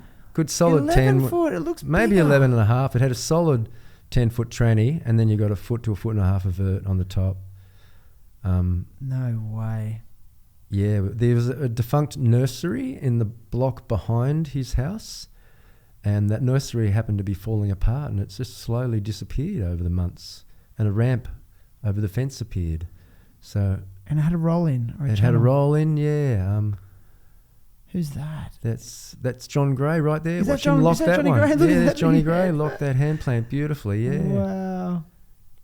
That was this footage is from a Look at him competition go. that Fox put on in spring of 1985. He called it the Spring Ramp Jam. That's Mick Mulhall. Is that Mick Mulhall? That's Johnny Gray doing an Johnny invert channel channel plant. plant. Yeah. That's Sin Eglia. Going high. Yeah. Who's this? That's yours truly. There he is. Oh, the bail shots, gosh. There's, Come on, there's a few man. good runs in there, I'm sure. Yeah. That's Sin. How's There's the a sound music system. There's the sound system. Just hang the ghetto There's Mick blaster. Mulhall there. He was still the kid at that Unbelievable. stage. Nicknamed the Kid. The kid. Mick was a fellow Skateboard World team member with me too in the mid '80s. Mind blowing. Travelled with Mick down to a Moomba Ramp Jam, probably '85 or '86. Mick. There's Sin again. Sin had just come Going back from the high. States. Sin, that's Matt Davis. Wow. Mavis, they're doing a boneless. So you said Sin just come back from the States. Was Yeah. that just that's a big thing when like an Australian skater and they come back from the States and they're just different all of a sudden. That's exactly. Is that what happened to That's him? what happened with us all. Sin came back from America, Yeah. and his pump had just sort of improved exponentially. All of a sudden, he was blasting huge indie airs, big lean airs, and he was introducing us to lean to tails and big, long, lengthy nose, lean grinds and stuff like that. Yeah, he introduced us. He just developed a whole lot of power Amazing. when he came back from the States. And I think that was his second trip there too by that stage. And just stories probably of That's just what's right, yeah. happening over there and He was establishing roots. Inspired. He was establishing roots in the States because he eventually moved over there yeah. a year or so after that. Yeah. When was your first trip to the States? I didn't actually go to the States till 2011 for the first time. Okay. Yeah. Right. So as a 51-year-old, so And what was the Yeah. trip for? just to experience it. Okay. Yeah, I'd never been. I'd regretted that I'd never been to the States in my younger years. It sort of goes back to those regrets I mentioned before about going to uni. You know, kind of one point for many years I kind of tortured myself thinking, you know, I should have gone to the States at that point in time. Skateboarding might have died in the arse in Sydney and Australia. If I was true to my passion, I perhaps should have gone to the States and seen what I could have made of it there, but didn't get round to that. So Whatever, I sort of, you know. I love that you're reflecting like this, like things you would have done differently. Yeah. I think it's quite interesting to hear as someone who's younger and Sure, for sure. people even younger. Yeah. You know, I'm starting to really appreciate my elderly parents more and trying to tap into, you know, their life experiences and asking them, like, what would you have done differently in this experience, in this life, you know? And you're saying the couple of Yeah. things you've said now is like, That's you know, right, yeah. doing a job or a university degree that didn't really want to do. Yeah. But you don't regret it. No, that. You know, I say they're regrets, and You don't you say can torture all yourself with them, experiences. but you make do with the decisions you make. Okay. You know, and you go with that, and you make the most of that. You know, and I don't regret, you know, that through the years I've been able to hold down a good job that supported my family and what have you through the years, Okay, and so that's really important too. So, and although I was doing that job, I still, as I was talking with Ty earlier on, I still skated all the time. I still had my friends through the years that I'd connected with through skateboarding, and still do through to this day. You know. So. Well, you seem quite healthy. You look healthy and fit. I mean, that era you grew up in was just synonymous with heavy partying and drug use. Right. I mean, were you able to avoid that, or did you get sucked into it for periods? Look, during my early skateboarding competitive years, I didn't get sucked into that at all. You would go to the pub on Friday nights with the crew and stuff like that, but I didn't really try experiment or party with anything else. But later on I did, but always in kind of moderation. You know, that sort of kept it under control to a degree. You know, and never let it sort of take over or rule my life, sort of thing. So. But yeah, you've got to, you know, I'd say that spring ramp jam we were watching there at Hulley's, you know, I was probably high then, but So were probably half the other skaters, you know. But that's just the way it was, you know. That's sort of Let's keep watching a bit more of it because it's so epic. Sin wouldn't have been, but certainly many others of us would have been. That's me there, the bread, the Going fly high, look at that. Is that sort of where the Errol moniker came from? It was, yeah. That was my forte, back-to-back airs. Yeah. That back in the 70s and even in the 80s too. I don't know if it was Ty that told me that it evolved from Errol. Errol to Errol. I didn't. That's You didn't right. tell me. Who was I know. talking to? No. Oh, I was talking to Luke from Cockroach Wheels, Oh, and he okay. said Yeah, that. He yeah, said, yeah, I yeah. think it evolved from Yeah. you know, being Adrian Jones, and the backstory is awesome. It's linked to such a awesome like Aussie song. Yeah, that's right. And then the germ free moniker is when Mark Lynch was putting out my board. He said, "What do you want to call it? You know, you can have your own brand, sort of thing." And settled on germ free designs. And the reason for that was back in the Manly Skate City era, there was X-Ray Specs, were a punk band around that time, had a song called Germ Free Adolescence. And one of the local skaters, Adam Dott's nickname was Germ, and he was someone who lived the total party lifestyle to excess. And him and some of the other guys started to call me Germ Free because I was, as I said before, I was pretty clean living in those days. And so I just sort of thought, Germ Free, I'll call it Germ Free Designs. That's cool. Yeah.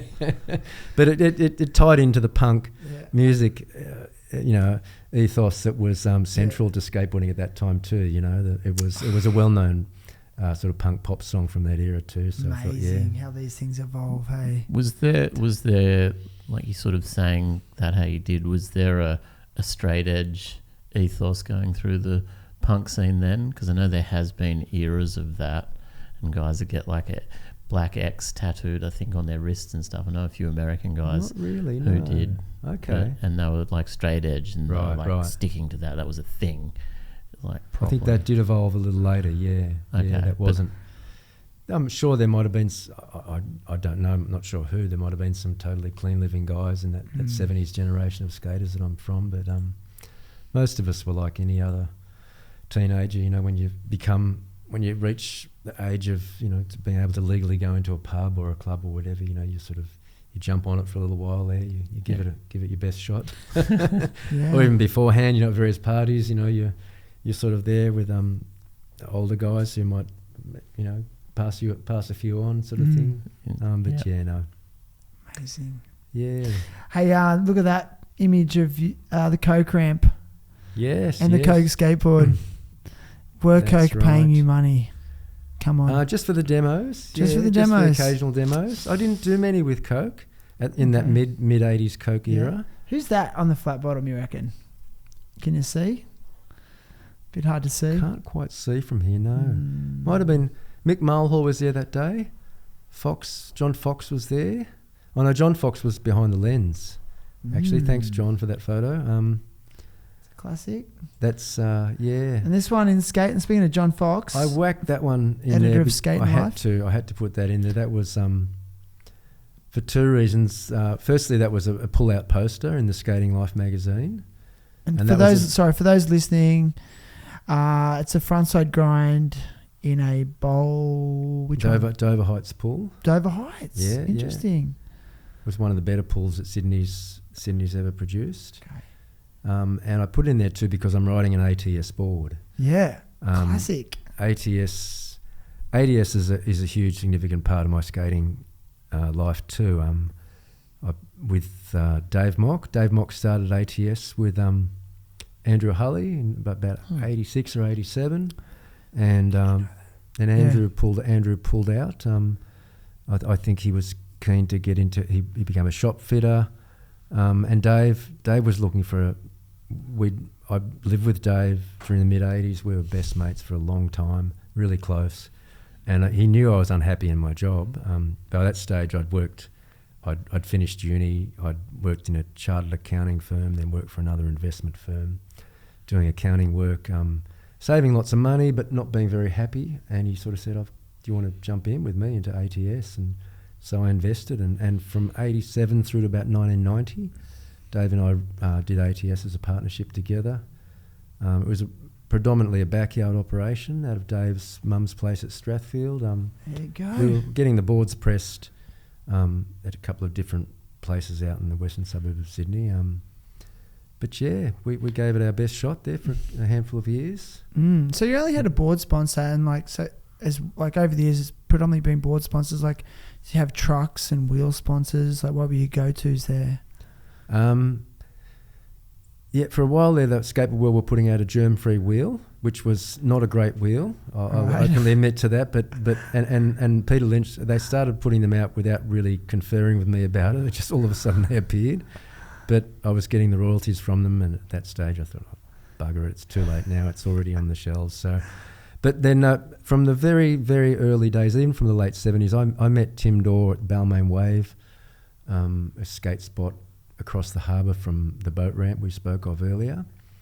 And Tim Dorr would come down. There are other Aussie skaters in the Pymble Pool era. And Tim Dorr, of course, as many skaters would know, began with Aussie, then went on to Cockroach, then went to Cortec. Through those years, in whatever wheels Tim was producing, he'd give me samples to try, going right back to the early Aussie wheels, and then the early Cockroach wheels as well. But yeah, I didn't really start. I was sponsored by Cockroach in the mid '80s.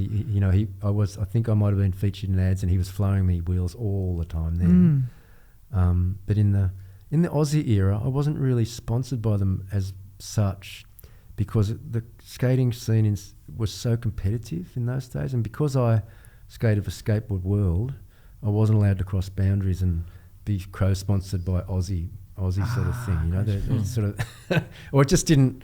There was a lot of kind of, paranoia between the various manufacturers or what have you, which was crazy because, my best mates were riding for David Hill's team, and then Dwayne Hecketer and other good mates were skating. Sin were skating for Aussie, So it's like the manufacturers and the businesses themselves might have had their little beefs and paranoias and competitive battles, but the skaters, we were just all in it together, So amazing, dude. And I love this photo. I was going to bring this one up. Oh, you've got to, yeah.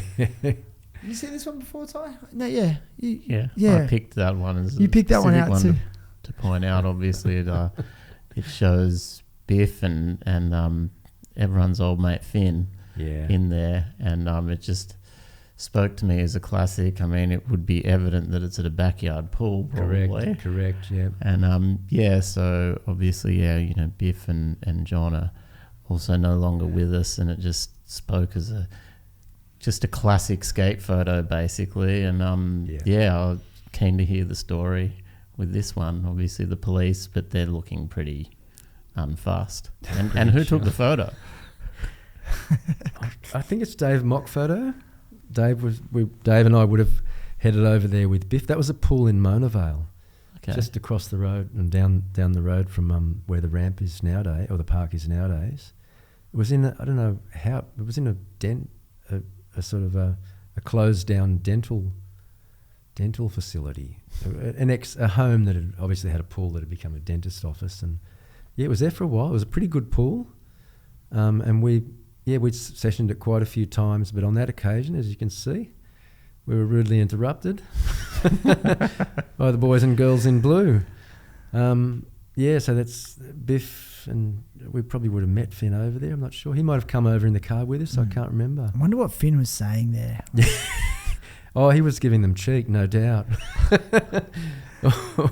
Or because I think one of the cops even looks like one of them looks like they're smiling a bit, But Biff's got a grin on his face, so I think Finn would have been joking around in some way. For sure. For sure. Is that how you remember Finn mostly, for being a bit of a joker? Of course, yeah. Oh, yeah, he could make light of tense situations. Biff could too. Biff did too, as well. But Finn certainly, he could read people really well, and he knew the situation. We knew we weren't going to be we weren't going to be handcuffed or anything like that. We weren't going to be taken down the station. They were just telling us to get out of there. Don't do this again, guys, you know. So, yeah, we were joking around a bit, I think. And this photo, this is a great... Oh, sorry, go. Just before I move on from that, I asked Johnny this before, as in Johnny Gray. Yeah. What's a classic Finn moment for you? A particularly memorable one? Oh, I think probably goes back to the Port Macquarie trips that we spoke of earlier on. Mm-hmm. Finn was just starting to come. His skating level was just starting to really sort of come on then, and or in the especially at Rydalmere, Andrew Hulley's ramp, Johnny Gray and Finn started to catch up very quickly. And at Port Macquarie, I remember one particular trip. We rocked up to the skate park, and the Blacktown boys were known. Finn and Bim and some of the other guys were known to party pretty hard, and they just rocked up with cases of beer like at 10 o'clock in the morning at Peppermint Park, you know, or in their cars. I don't think you could take them into Peppermint Park, but I can just remember Finn sort of rocking up enthusiastically, keen to skate Peppermint Park, but just being so trashed from the beginning of the session that, you know, it made for some really interesting trick attempts and you know, curly slams that he kind of bounced back up from with a big grin and laugh on his face. Probably some amusing commentary. No doubt, coinciding. Yeah, absolutely, yeah. So that was Finn in his wilder days, you know. Yeah, sure. I think once he got onto Rydalmere and Quakers Hill and early Fairfield in those days when he was a total shredder, he was able to moderate himself a lot more practical way. Yeah, sure. So that he was able to perform. Yep. Where did you meet Finn at? Finn was part of the Blacktown crew that used to rock up to Pymble Pool at 7 or 8 in the morning before Wedge and I and Peter Aiken and our crew rocked up. They got there early to get their rides in before us. Right. And yeah, Finn, John Gray, Greg Ambler, Steve Henshaw, they were the Blacktown boys. So I've known Finn since 1978. Yeah, right. Wow. Yeah, and John Gray. So interesting. Yeah. This photo we got up, classic. Can you talk us through it for those who are listening and not watching the visual, just from left to right? Like left, that's David Hill, the guy who I mentioned. DHD skateboards. Not to be confused with the surfboard brand. That's DHD, right. It currently exists. That's right. Yeah. No, he was DHD in the late 70s. Yeah. My brother had a DHD board. Good on him. One of the first boards I ever rode. Okay. Really? There you go. Yeah. Original. Yeah, for sure. What are we talking like in the 80s? This would have been mid-80s. Mid-80s. Yeah, mid to early 80s. Yeah. Yeah, he distributed DHD boards around Australia and into New Zealand. He formed a partnership with Edwards in New Zealand. That's right. DHD Edwards. They produced the Power Pivot, which went on to sell millions across the world. But yeah, as I said, he was a skater from the 60s, a champion skater from the 60s who saw the opportunity in the late 70s, 80s to have a go at creating an Australian skate industry. So good. David's in that shot for that reason. Next to David is Dale Halpin, old friend again. I've known Dale since the Pymble Pool era. And skating at Manly Skate City. He was one of the earliest sponsored riders on for Aussie. Gotcha. Of the younger generation. The earliest skaters Aussie sponsored were some of the guys that Matt Thomas, who made the boards with Tim, and the Geraghty brothers. They were from Dale's neighbourhood down Balgowlah, Manly. So yeah, Dale's one of the early sponsored skaters from that era. And of course, next to Dale, of course, popping his head in there is the grinning Finn, again in the background. Yeah, he's in there because he's Finn, and he was, part of the 70s and 80s and into the 90s generation of skaters. Amazing. That Sydney and Sydney knew and everyone loved. And there's my ugly mug there, and then next to me on my right. You're looking kind of serious, actually. Yeah, I don't know why. There's a series of shots there. My partner Kathy took these, and the next shot I'm actually grinning away, but because there's, as I say, there's a series of us clowning around. But next to me is Bill Schaefer, who is one of the original Balmain boys, who I met through the back in 76, 77, in the boat ramp days. Boat ramp days. I'd meet them. I'm going to the boat ramp. Guys would come across from Balmain. There was a scene in Balmain. They'd come across, skate the boat ramp with me and my brother. Then we'd catch the ferry back over to Balmain and skate their spots over there. They had the Balmain Wave, which was a bank in the Lever and Kitchen factory. And so I've known Bill right back to then. Bill was a skater in the Pymble Pool days. He and he's one of my closest friends to this day. I hang out with him as much as I can. We play music together. He's a good old friend. He introduced my partner to me 28 years ago. So Amazing. Congratulations. 28 years.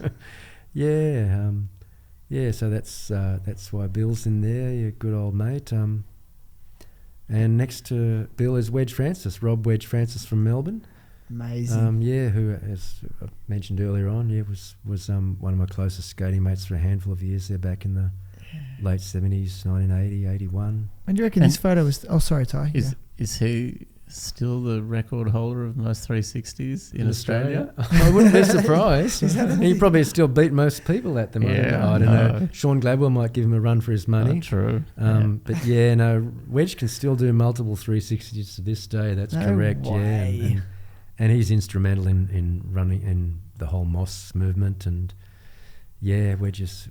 That photo is also significant because it was taken at the very first Sydney Old School Jam that I mentioned that Bradshaw put together in 2002 at Maroubra Bowl. Yeah, got you. And that's I'm glad. Thanks for clarifying. I was going to ask because that's a bit more modern times. And speaking, and we are sort of getting some more modern times.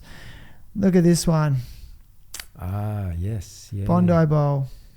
That's me riding Bowlarama in a Bowlarama comp on my Old Man Army manufactured germ-free board. How wide is that? Model. That one, I mean, compared to your old boards that you grew up on, I mean, it looks so narrow, but it's probably still like a 9-inch board? There was a 9-incher. Yeah. The original germ-frees were 10 3/4, so, they were quite the pig. 3/4, my goodness. That's right. Yeah, so, significantally narrower, but still, it's still wider than most paddle pops at 9 inches. Less kinky than the Pymble Pool? Most certainly. A lot more generous transition, both in the shallow and deep ends. Yeah. That was great. Bondi, I lived, a 2-minute bike ride from Bondi Bowl for many years in its early existence, so it was my local for a long time. And the Bowlarama contests were just were significant for me in my skating days. In that, why? Just because it gave me and my friends, Johnny Gray and I, used to passionately love the Bowlarama comps because we were skating with our heroes from the 70s and 80s. That was just unthinkable to us back in the day. We weren't fortunate enough to get over to the States to skate with the Eddie Algueras and the Steve Olsons and Caballero. the Caballeros and all the 80s heroes as well, Lester Kasai, Pat Noho, the list goes on and on and on. But to have the opportunity to skate with them. Was that from a Bowlarama? That's me and Johnny Gray. Yeah, I love that photo. I love that photo too. Johnny Gray and I, a lot of people heaped shit on Bowlarama and the comps and that sort of stuff, but they really were. They gave skaters in Sydney the opportunity to come down to a local bowl and see the cream of the world's best skaters, current generation as well as past legends, skate at Bondi, and there was all sorts of nitpicking about who got in within the boundaries on the comp day or what have you. But if people were really interested, you could go there for the entire fortnight before the comp at 5 in the afternoon after work and watch all these pros practicing. They were the magic sessions. Bondi, in the weeks leading up to the comp. Ty Coling as well. Yeah, Ty Coling would have been there ripping as well. You got it. That's right. Yeah, he was. Oh yeah, all the local rippers, and Keegan Palmer was there as an 11-year-old, just totally shredding it, Yeah. Getting back to Bondi Bowl, I skated with Keegan one time. It was a lonely weekday that I had off work. Keegan was practicing for some contest somewhere or other, whatever. But he was about 11 or 12. It was a really onshore windy day, the day you just don't want to go skateboarding, but I had the day off, so I made the most of it. And Keegan was doing 4-foot-high frontside ollies in this hounding wind, and I just knew then this guy was special because he's a metre high in the air on an ollie, and you could see the wind just trying to push the board away from him, and he's just adjusting his feet to bring it back in, and I just thought, man, how do you do that? Definitely got And it. he would have been a total of 7 kilos or something. That's himself, right. like That's easily exactly wind right. affected. Yeah, He no, was just you tiny. could really see that he had extraordinary ability and Yeah. control at a young age. So Yeah, Yeah. and because just watching the Olympics with Kieran Woolley as well. I mean, Yeah. close to my heart because he's from Wollongong, which is absolutely, South Coast. Yeah, And watch those guys skate, and they do just. There's a certain X factor about them. There's a lot of really good skateboarders out there, but yeah, like you said, in situations like that, you can just see that 1-2%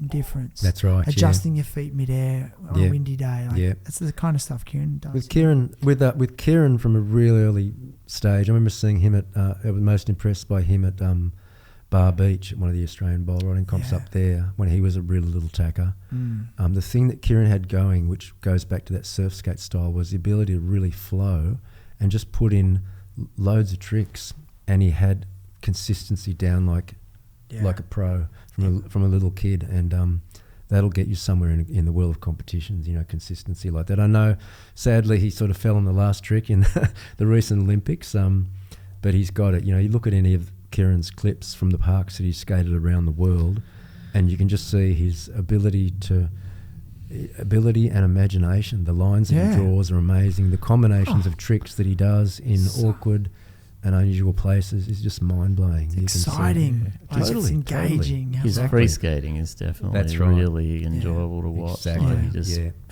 does stuff. that's right. Yeah. Yeah. It's Keep- cool. Maybe that's why Belko Bowl Jam really is something he's always For sure. been a standout excel at. at. Yeah, Yeah, definitely. Yeah. But I think definitely he's the flowing style for that. But just obviously Belko is limited in lines, and so just watching him at weird parks and putting stuff together is really cool. Yeah. Seeing all that, Yeah. definitely. Special. Really impressive. Yeah. Yeah, Pretty special. I love this photo at John Gray's vert ramp. Yeah, that's really special to my heart, that one. Can I ask how old do you think you were there, roughly? That's March of this year. That's so I was this year. 63 years of age. Yeah. 63. Yeah. so good. Tail tapping on a Have you vert been getting ramp. the pads out, Ty, and skating vert lately? Not recently, but it is in my not too distant future. Because there's just no excuses for you. That's right. Come on, Ty. Come Come on. out to Windsor one Zero of these Sundays. excuses. Me and Johnny Gray and Scott Spring are sessioning out there as many Sundays as we can when it's dry. Yeah. And we would welcome more crew, Ty. Just only having 3 skaters, you get pretty damn buggered. Yeah, Dude, no I'm doubt. I'm gonna buy some. I'm gonna pad up again. I was saying to Ty, like, I can drop in on a vert ramp, and I got a rock to fakie in me. So That's it. Do it. I need to get some motivation, Ty. You need to take Yeah. Come and get involved. Sunday Might beer be and some- Get barbecue. some rector knee pads. Maybe That's not it. some rectors. They Maybe don't something exist a bit anymore. better. No, thankfully. That's right.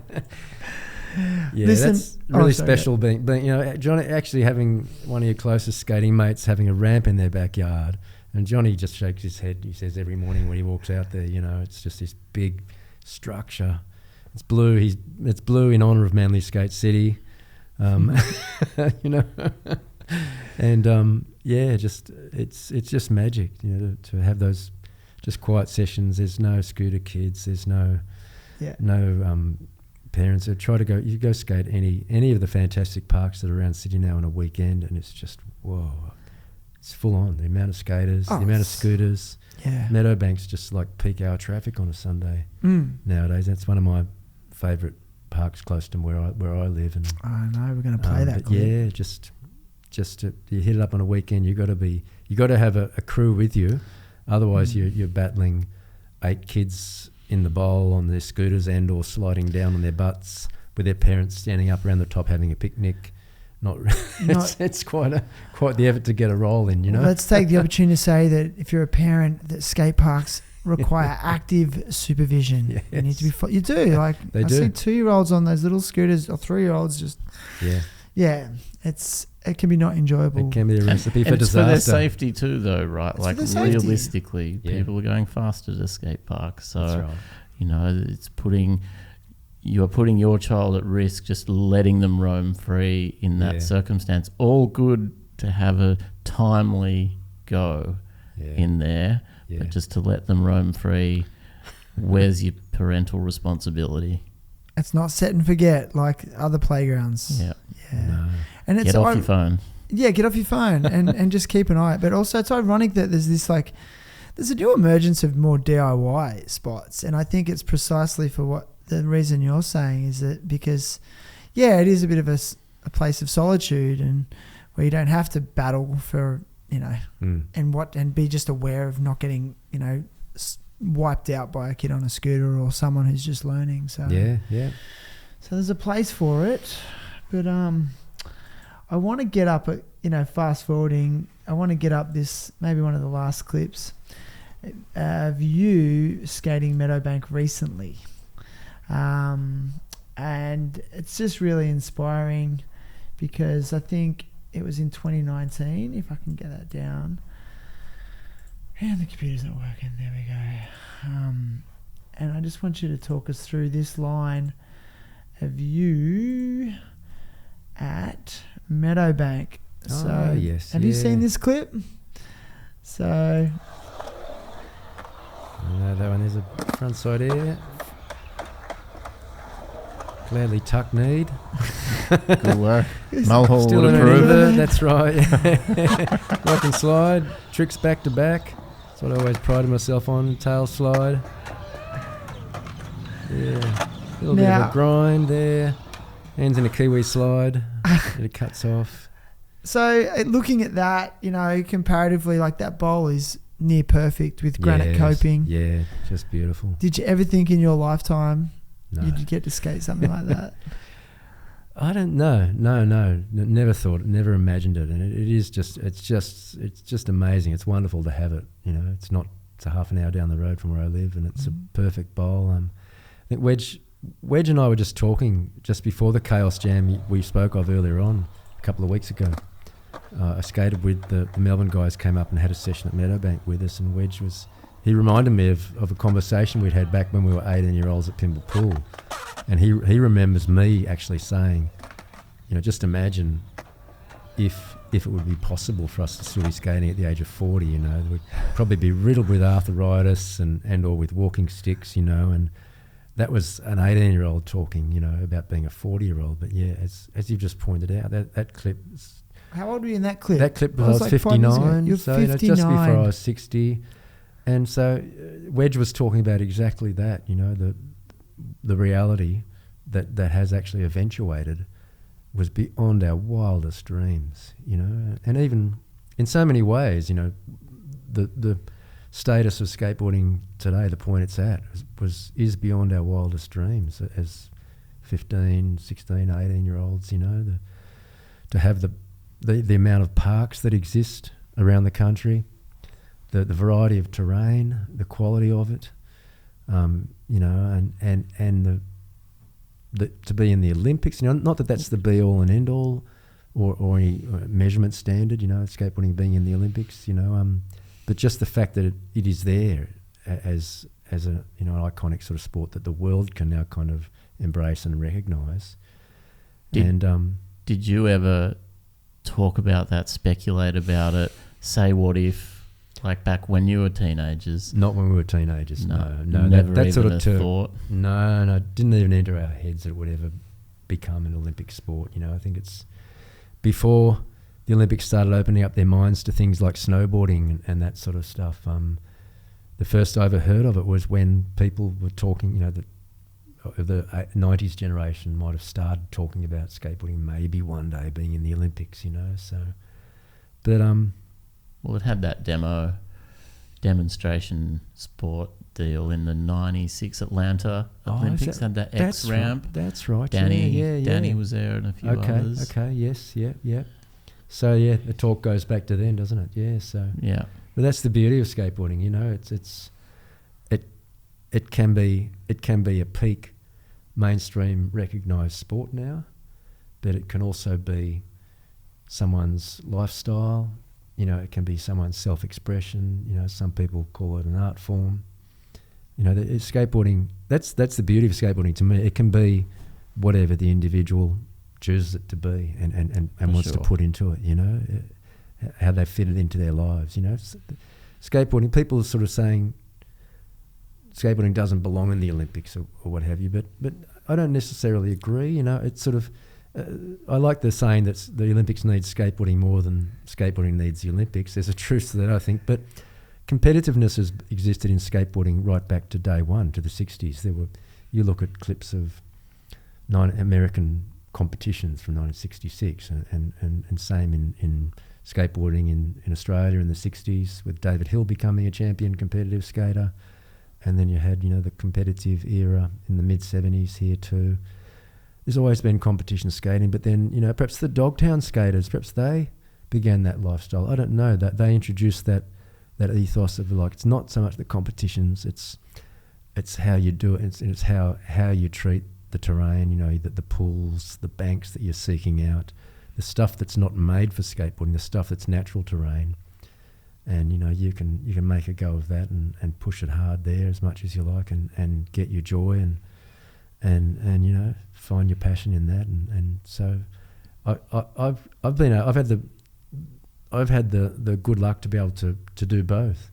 You know, I've spent my younger years searching out pools and bank spots with my brother and what have you, and looked at and tried to get down as low as I can in my Bertlemans and pull my 540 slides off at Greenwich Boat Ramp as fast and hard as I could, you know, and then get air, you know, what have you, back in the early Pymble Pool days. But I've also enjoyed competitions too, you know, so that's why I love the Bowlarama comps. You know. Johnny Gray and I would sort of prepare for them for a week or two before, you know, and then arrange to stay in hotels just down the road from Bondi, you know, and just be laughing the whole time, you know. We were skating there in those heats with our friends and our mates. Just gold, yeah. The interesting thing about, like, to go back to what you just said, like the Dogtown guys and that showing that other side. Yeah.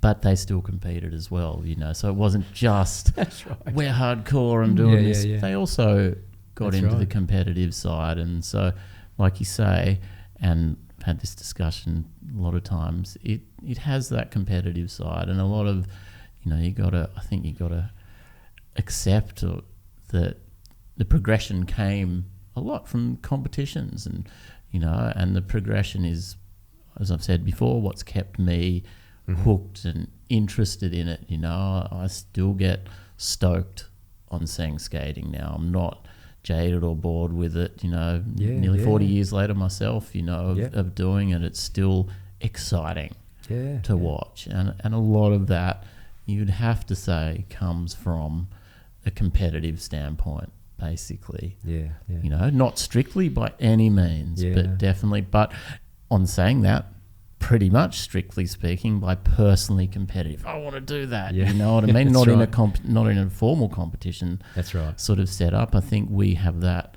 basically ingrained in us as human beings, some sort of competitive nature. You know, you could say the stay alive sort of, you know, form of nature, and part of that's, you know, part of that is sort of competition, but that's how we've evolved. It can be friendly competition. That's right. You know, and just be like, and that has been commented on in the Olympics, and we've talked about it before. They're all supporting each other in the skating, and many people say, man, it's the only sport, like, you see them, they're all like, you know, you saw Arissa go, come on, Haley, you know, and everyone's hugging each other, and everyone's like super stoked, and it looks legitimate, you know, it comes across as legitimate. And I think that's a awesome thing, that the two worlds can coalesce and coexist. That's rad. Right on. I agree, mate. Yeah, totally. They're not, it doesn't have to be you're that and you're this, like, it can be so many things. Precisely. Like the lifestyle and artistic, and that's right. There's so much. Exactly. There's so much depth to it. It's so non-delineated, undefined. It can be anything that you make of it. That's right. Oh, absolutely. You see skaters, the Grant Taylors, the Chris Russells of the world. They're not necessarily big comp skaters, but they're groundbreaking skaters. So inspiring, so inspiring in lots of many other ways. Yeah, and they're sort of like outside, removed from the world of competition to a degree. But they still have so much reverence. Absolutely, from people. Yeah. Oh, totally. Definitely. They're like gods. They're up there amongst the people are looking up to in terms of skateboarding. Absolutely, definitely. So speaking of it being an art form as well, we have obviously skateboard graphics have been artistic forever. Sure. And incorporated so many different forms of art on them, stylized art. What have we got on the table here? Speaking of art, I bought two relics or two little significant things here for me. I guess this one. Should I hold it up? Yeah, Shannon, man. Yeah, go for it. That may look like a mini Mark Richards surfboard, but that's a fiberglass flex board. And I was awarded the very first competition I ever went in at St Ives Shopping Centre in January 1976. I came runner-up. I was second in the senior freestyle, and that was the prize. Wow. And it's got on the back there, and I'm not sure the camera will ever be able to read it, but it's made by Bent. Yeah. Bent, Post Office Box, Palm Beach, New South Wales 2108. Now, they might have been a surfboard manufacturer or not, or what, I'm not sure, but I've kept that over the years because it's just always just blew me away. I set it up, I drilled it and set it up. Did you actually skate it though? I did ride it once or twice at home, but as I said earlier, I'd never really liked flex decks. Right. It's got a couple of scratches just from being mishandled at home, but that's that one. Amazing. That was it really is shaped like a single fin, like that's like a single fin surfboard shape with the narrow tail, pin tail. Absolutely, you can imagine a chihuahua riding that at Pipeline. Yeah, classic. Yeah. It's actually quite heavy. Yeah, the old fiberglass boards were. That's right. Yeah. So that's somewhat, relatively speaking, artwork being prolific on skateboards. That's right. I guess. Yeah. I mean, it was stylized with the colours. That's right. Yeah, that's true. Yep. But so what's this graphic one we have? This here? one is. I bought this one along, not so much for the graphic, but just it's actually got a plaque on it.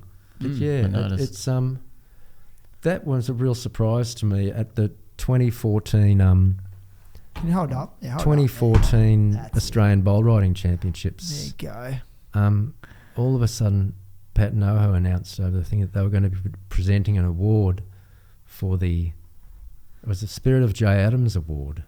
No way. For the skater who best demonstrates the spirit of Jay through raw, aggressive and expressive skateboarding. And he awarded it to me, and it was a bit of a mind-blowing moment. Pat Noho, who is a second generation Dogtown Z skater who I'd skated with every year. He was here for Bowlarama. Wow. Just to have that nod from Pat. It's amazing, dude. It blew me away. Yeah, so it's sort of one of Jay Adams' the last boards that I think that came out before he tragically passed away. Yeah. So do you know who did the artwork? I don't know who did the artwork, but it's that's a keepsake, that one for sure. Just because back, I think initially I might have been inspired by the early freestyle, competitive freestyle skaters like Shane Horan and the Coke team, and then Russ Howell and Stacey Prolter. But then as soon as the skateboarder mags hit the stands and we discovered the Dogtowners, it was all Jay Adams and Tony Alva and Stacey Prolter and the other skaters across the spectrum across the USA as well. But I think I've spoken about this with people of my generation. The Dogtown scene was so regarded. Everyone from Ian Mackay and Henry Rollins, right across the popular culture, will say the Dogtown articles in Skateboarder influenced them the most. Yeah. And the same thing happened here in Australia. It's kind of like every little scene in the world, I think, in skateboarding in 1977 thought that they had their own dog towns. You know, they were the closest thing to Dogtown out of Venice, California.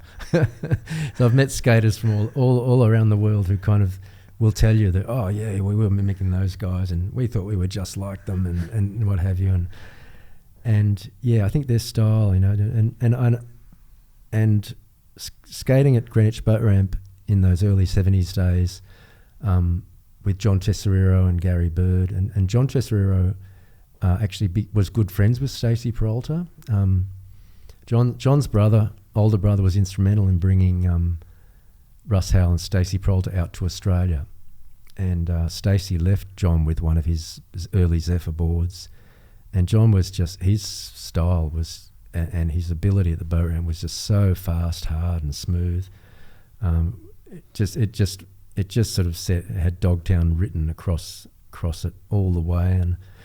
And as soon as my brother and I sort of started skating the boat ramp and seeing John and Gary Bird skate there, we were mimicking that same hard, fast, get down as low as you can to the wall sort of sliding style. And so I used to actually, that photo, the early photo we had up of the boat ramp of me doing that aerial Bert type slide thing on a little red board, that was a homemade board where I'd painted the graphics on it, a copy of a red and white Z-Flex board. So I was making my own Z-Flex boards copies in 1977 and then to be awarded this sort of thing by Pat Noho, a second generation Z skater, you know, all those years later when I was 54 years of age, was a bit of a big one. So full circle kind full of. Circle, mate. Exactly. Which is pretty cool, that sort of acknowledgement. It was. Awesome. Yeah. I don't know whether I would have described my own skating as being aggressive. I was always more of smooth, controlled skater. I suppose you could say there's a bit of aggro in some of the technical edge tricks and stuff that I might do occasionally, you know, but smooth and trying to keep it as flowing and as feeling as good as possible when I'm riding. That's what I've always aimed for. So. Very cool. I think any form of skateboarding, like kind of hard skating, difficult skating, there's elements of aggression in it anyway. Yeah. Like realistically, you need to put it out there. I did just recently, actually, in April of this year, skated that pool that I told you about, Ty, a deep pool, probably about a 10-foot deep pool, probably one of the best pools I've skated in Australia. And to master a pool again at my age was quite a big thing. You know, it was quite a complicated pool to skate. It had a strange trough-like transition at the bottom. It had a good amount of transition, but just it was the way it was designed was kind of made it complicated. And there was also a bend in the wall, and that took some aggression. As a 63-year-old to get anywhere near the tiles in that pool. You can't just be taking it easy. So sick. So inspiring. It really is. Yeah, it was fun. It was hella fun, that pool. Came away with a bit of a torn meniscus in my right knee, but that was 12 or so weeks ago. It's healed. I've had one skate back on my board since then, and we're back at it as soon as I can. Next opportunity. That's amazing. Like, as you know, just another one, but to keep on going, because I've got a little something going on at the moment, and it's getting better. But it's like, man, how many of these things, you know, can you just keep taking? But obviously, it's like sort of as long as it sort of comes back, and you're like, that drive can still be there, right? And it is inspiring to mate. See you and Johnny. And obviously many others, you know, holding that torch and making it happen and showing that it can be done. Because obviously the older people, obviously you were a bit older than us growing up, and older than Tony and those guys, you know what I mean? But realistically, the generation gap has widened so massively, but it was pretty close then. Like I've said in previous ones, you know, guys 5 years older were like older. Yeah. Like, you Yeah. know, and now it's like massive. And I remember at our skate riders comps, and you and Johnny would come down, you know, and you would have been in your 50s then. And I was like, wow, there's like 4-year-olds here skating, like Jackson Danini, I think. And then a 54-year-old, like proper 50-year gap. And it's just, it's still kind of, it's still widening, and people are still doing it. And what other holding it activity down. does that? Yeah, not many. Not many, if and any. particularly to all come together in the one scenario like Yes, that, and just be like, like loving it. Sir. Totally. The stoke is there, and like on the back of what you just said about the Olympics, man. For skaters, it's just another reason to get together and have a session, even though there is competition, right? That's right. And That's I love that you said that. To add to that, like Andy Mack and old mate from South Africa too. Like, sure, he wasn't at Andy Mack, but Andy Mack smashed it there. Like, realistically, I was like, wow, that's pretty also inspiring at 51 to be able to whack out decent tricks. Absolutely. Still, and put whole lines together was really like, wow. Oh, yeah, big Japan air across that hip, and the whole line he was putting together. And you can just see the joy on his face, you know. He was pumped. He was just having such a fun time. You know, obviously he was probably stoked, you know, as a skater and sports person to have made it to that point. But along with it all, you know, you could just see he was just having a blast. You know, he was having time of his life. Shouting out to his kids at home and the rest of it when the camera swung around to him, and it's like, here's Dad at the Olympics, you know, can you believe it? Can I believe it? You know, I'm sure that's what he was thinking, but it's it's the same thing's happening with surfing too, you know, that it's been a recent phenomenon in sports, in world sports, to see how far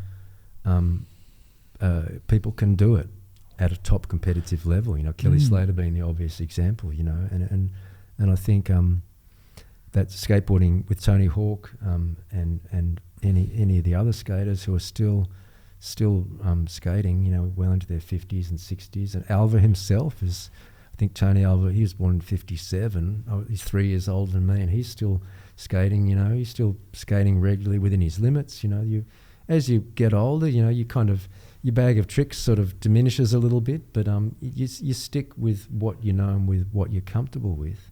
Yeah, and you can still have a blast, you know. And Scotty Spring and John Gray and I talk about this a lot. You know, it's kind of like out at Windsor when we're skating on Sundays. You're relearning your old tricks a lot of the time. You know, you think, oh, you challenge yourself. You know, Johnny wants to get an egg plan in before his next birthday. You know, I want to get a frontside invert back. Wow, that's you know, sick. It's sort of, but you can do these things if you're fit enough.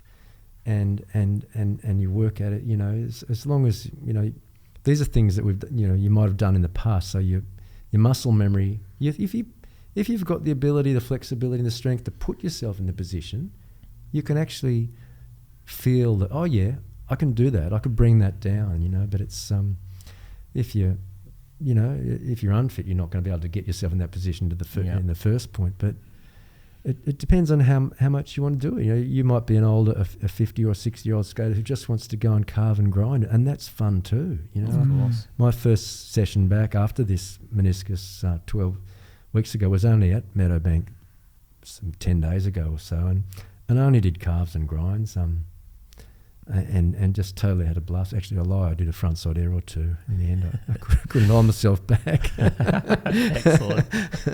But it's all fun. It's all relative, you know. If you want to, and these parks we have, they're not harsh Pymble pools or Greenwich boat ramps. They're beautiful transition bowls and flow parks. Yeah, flow parks that are with gentle curves and what have you. And if you're lucky enough to get there midweek, when there's not 100 scooters and 50 kids in the bowl, you know, you can get yourself some nice lines and have a blast. Yes, yeah, so it's definitely. magic. Yes, sir. Yeah, what's next for you, AJ? You know, what's next? Well, actually, let me rephrase the question. Yeah. Like, where are you at now in life? Not just with skateboarding, but in general, you know? Like, what's the plans for the next chapter? Next chapter? To keep skateboarding, keep playing music, spend more time. I'm semi-retired these days. Spend more time with the family. My son has a 2-year-old daughter. I've been heading over there once a week to hang out with my granddaughter, and that's just a blast, you know, to spend quality time with family. My mum is 87 and she's a bit crook. I go down and spend time with her, looking after her. But my partner and I, Kathy, we talk about wanting to do some travel together in the future. So that's a plan. Sort of, it's a vague plan at the moment. She's about to do some travel on her own. I've got some stuff to do at home. So, but we'll work it together soon in the near future. But yeah, no, I still I aim to keep skating as my main sort of fitness activity, as well as you know, something that I've loved and have a passion for 50 years now. So I aim to do that as long as I can, as long as it's practical, and as long as I can, I'll keep doing it. You have to work at it a bit, you know. I do cycle a bit to keep my aerobic fitness and legs a bit. Leg strength going. Do you surf still? Did I ask you that already? Surf. Do you get in the water? I still have a couple of boards, but I don't surf all that regularly these days. The spare time that I've got, I dedicate to skating and family. Skating and family. And a bit of music here and there, yeah. So skating, family and music. Yeah, that's pretty much it, yeah. Yep. Still going to go to some Looper J shows? Yeah, for sure, yeah. Definitely, yeah. She's next gig up in Sydney. I've travelled down to a few gigs in Melbourne to see her down there too. Yeah, awesome. So let's go to her next Sydney, aren't I? Yeah, let's. Yeah, definitely. Yeah. I'll let you know. She does a bit of DJing too. Awesome. Comes up and DJs a few Sydney parties occasionally as well too. So does she DJ under Looper J as well? Or? Yeah, she does. Yeah, cool. So yeah, awesome. I'll keep you posted. Yeah, do please do for sure. So good. Well, I don't know. It's like, I feel like there's such a deep box to unpack with you. I mean, it's time to wrap it up a little bit, but is there anything else? Is there something we've missed, Ty, AJ? Are we feeling pretty good about this? Because I don't know. Yeah. I just, you know, you're a gem, AJ. Thank you. And I'm so grateful to have you on the show. So thank you. It's been a pleasure. Yeah, but fun. Yeah. Is there anything else for us? You think it'll come? Oh, I can't really think of anything, to be honest, right now. Other than, is anything you want to say? I have one question. Sure, okay, Ty, you totally. All good. It's pretty whatever, but flyaway helmets. Okay. Right. Do they actually work? Yeah. I've had a few head bumps. Yeah. I'm still standing. Indeed, definitely. But I do admit to one time at West Melton Half-pipe, coming off a rock and slide there and hanging up somehow or slamming and going down face first, and the helmet being knocked up because they have a peak on them going up, and so I get massive graze right across above my eyebrow and on my forehead. Yeah, right. Wow. Helmet damage. So, but hit the back of your head and you're all right. So, were they just a skate helmet? Yes. Or was it just a skate helmet? They were initially called the J. Adams Flyaway. It was a J. Adams design. Right. Put out by Kanoa. Kanoa Surf was Val Surf was a surf shop at the back of Skateboard magazine, and Kanoa Surf. They were mail order surf shops. I think they might have had premises shops in California itself, LA itself, but Kanoa Surf put out the J. Adams Flyaway helmet. Yeah, right. Back in goodness knows when that was, 1970, 78 or something, 79. But yeah. Magic. No. Do they still exist? Is it still a thing? Yeah. Wow. Yeah, I don't. Whoever owns them and makes them in California now, they're kind of like a custom made type thing. I think he does make a few. If you go to SoCal Skate Shop in LA, they sell them behind the counter, but you can get them custom made too. Yeah, as wow. well too. They're pretty expensive. They cost you a couple of $100 US. Yeah, right. So, Wow. but you get all those pretty colours. So Yeah, sure, definitely. I got mine from Pat Noho.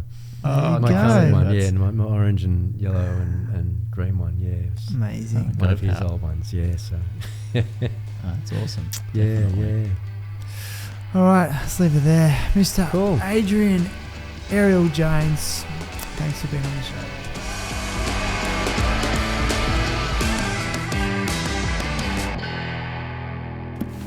This was recorded at the Media Joint.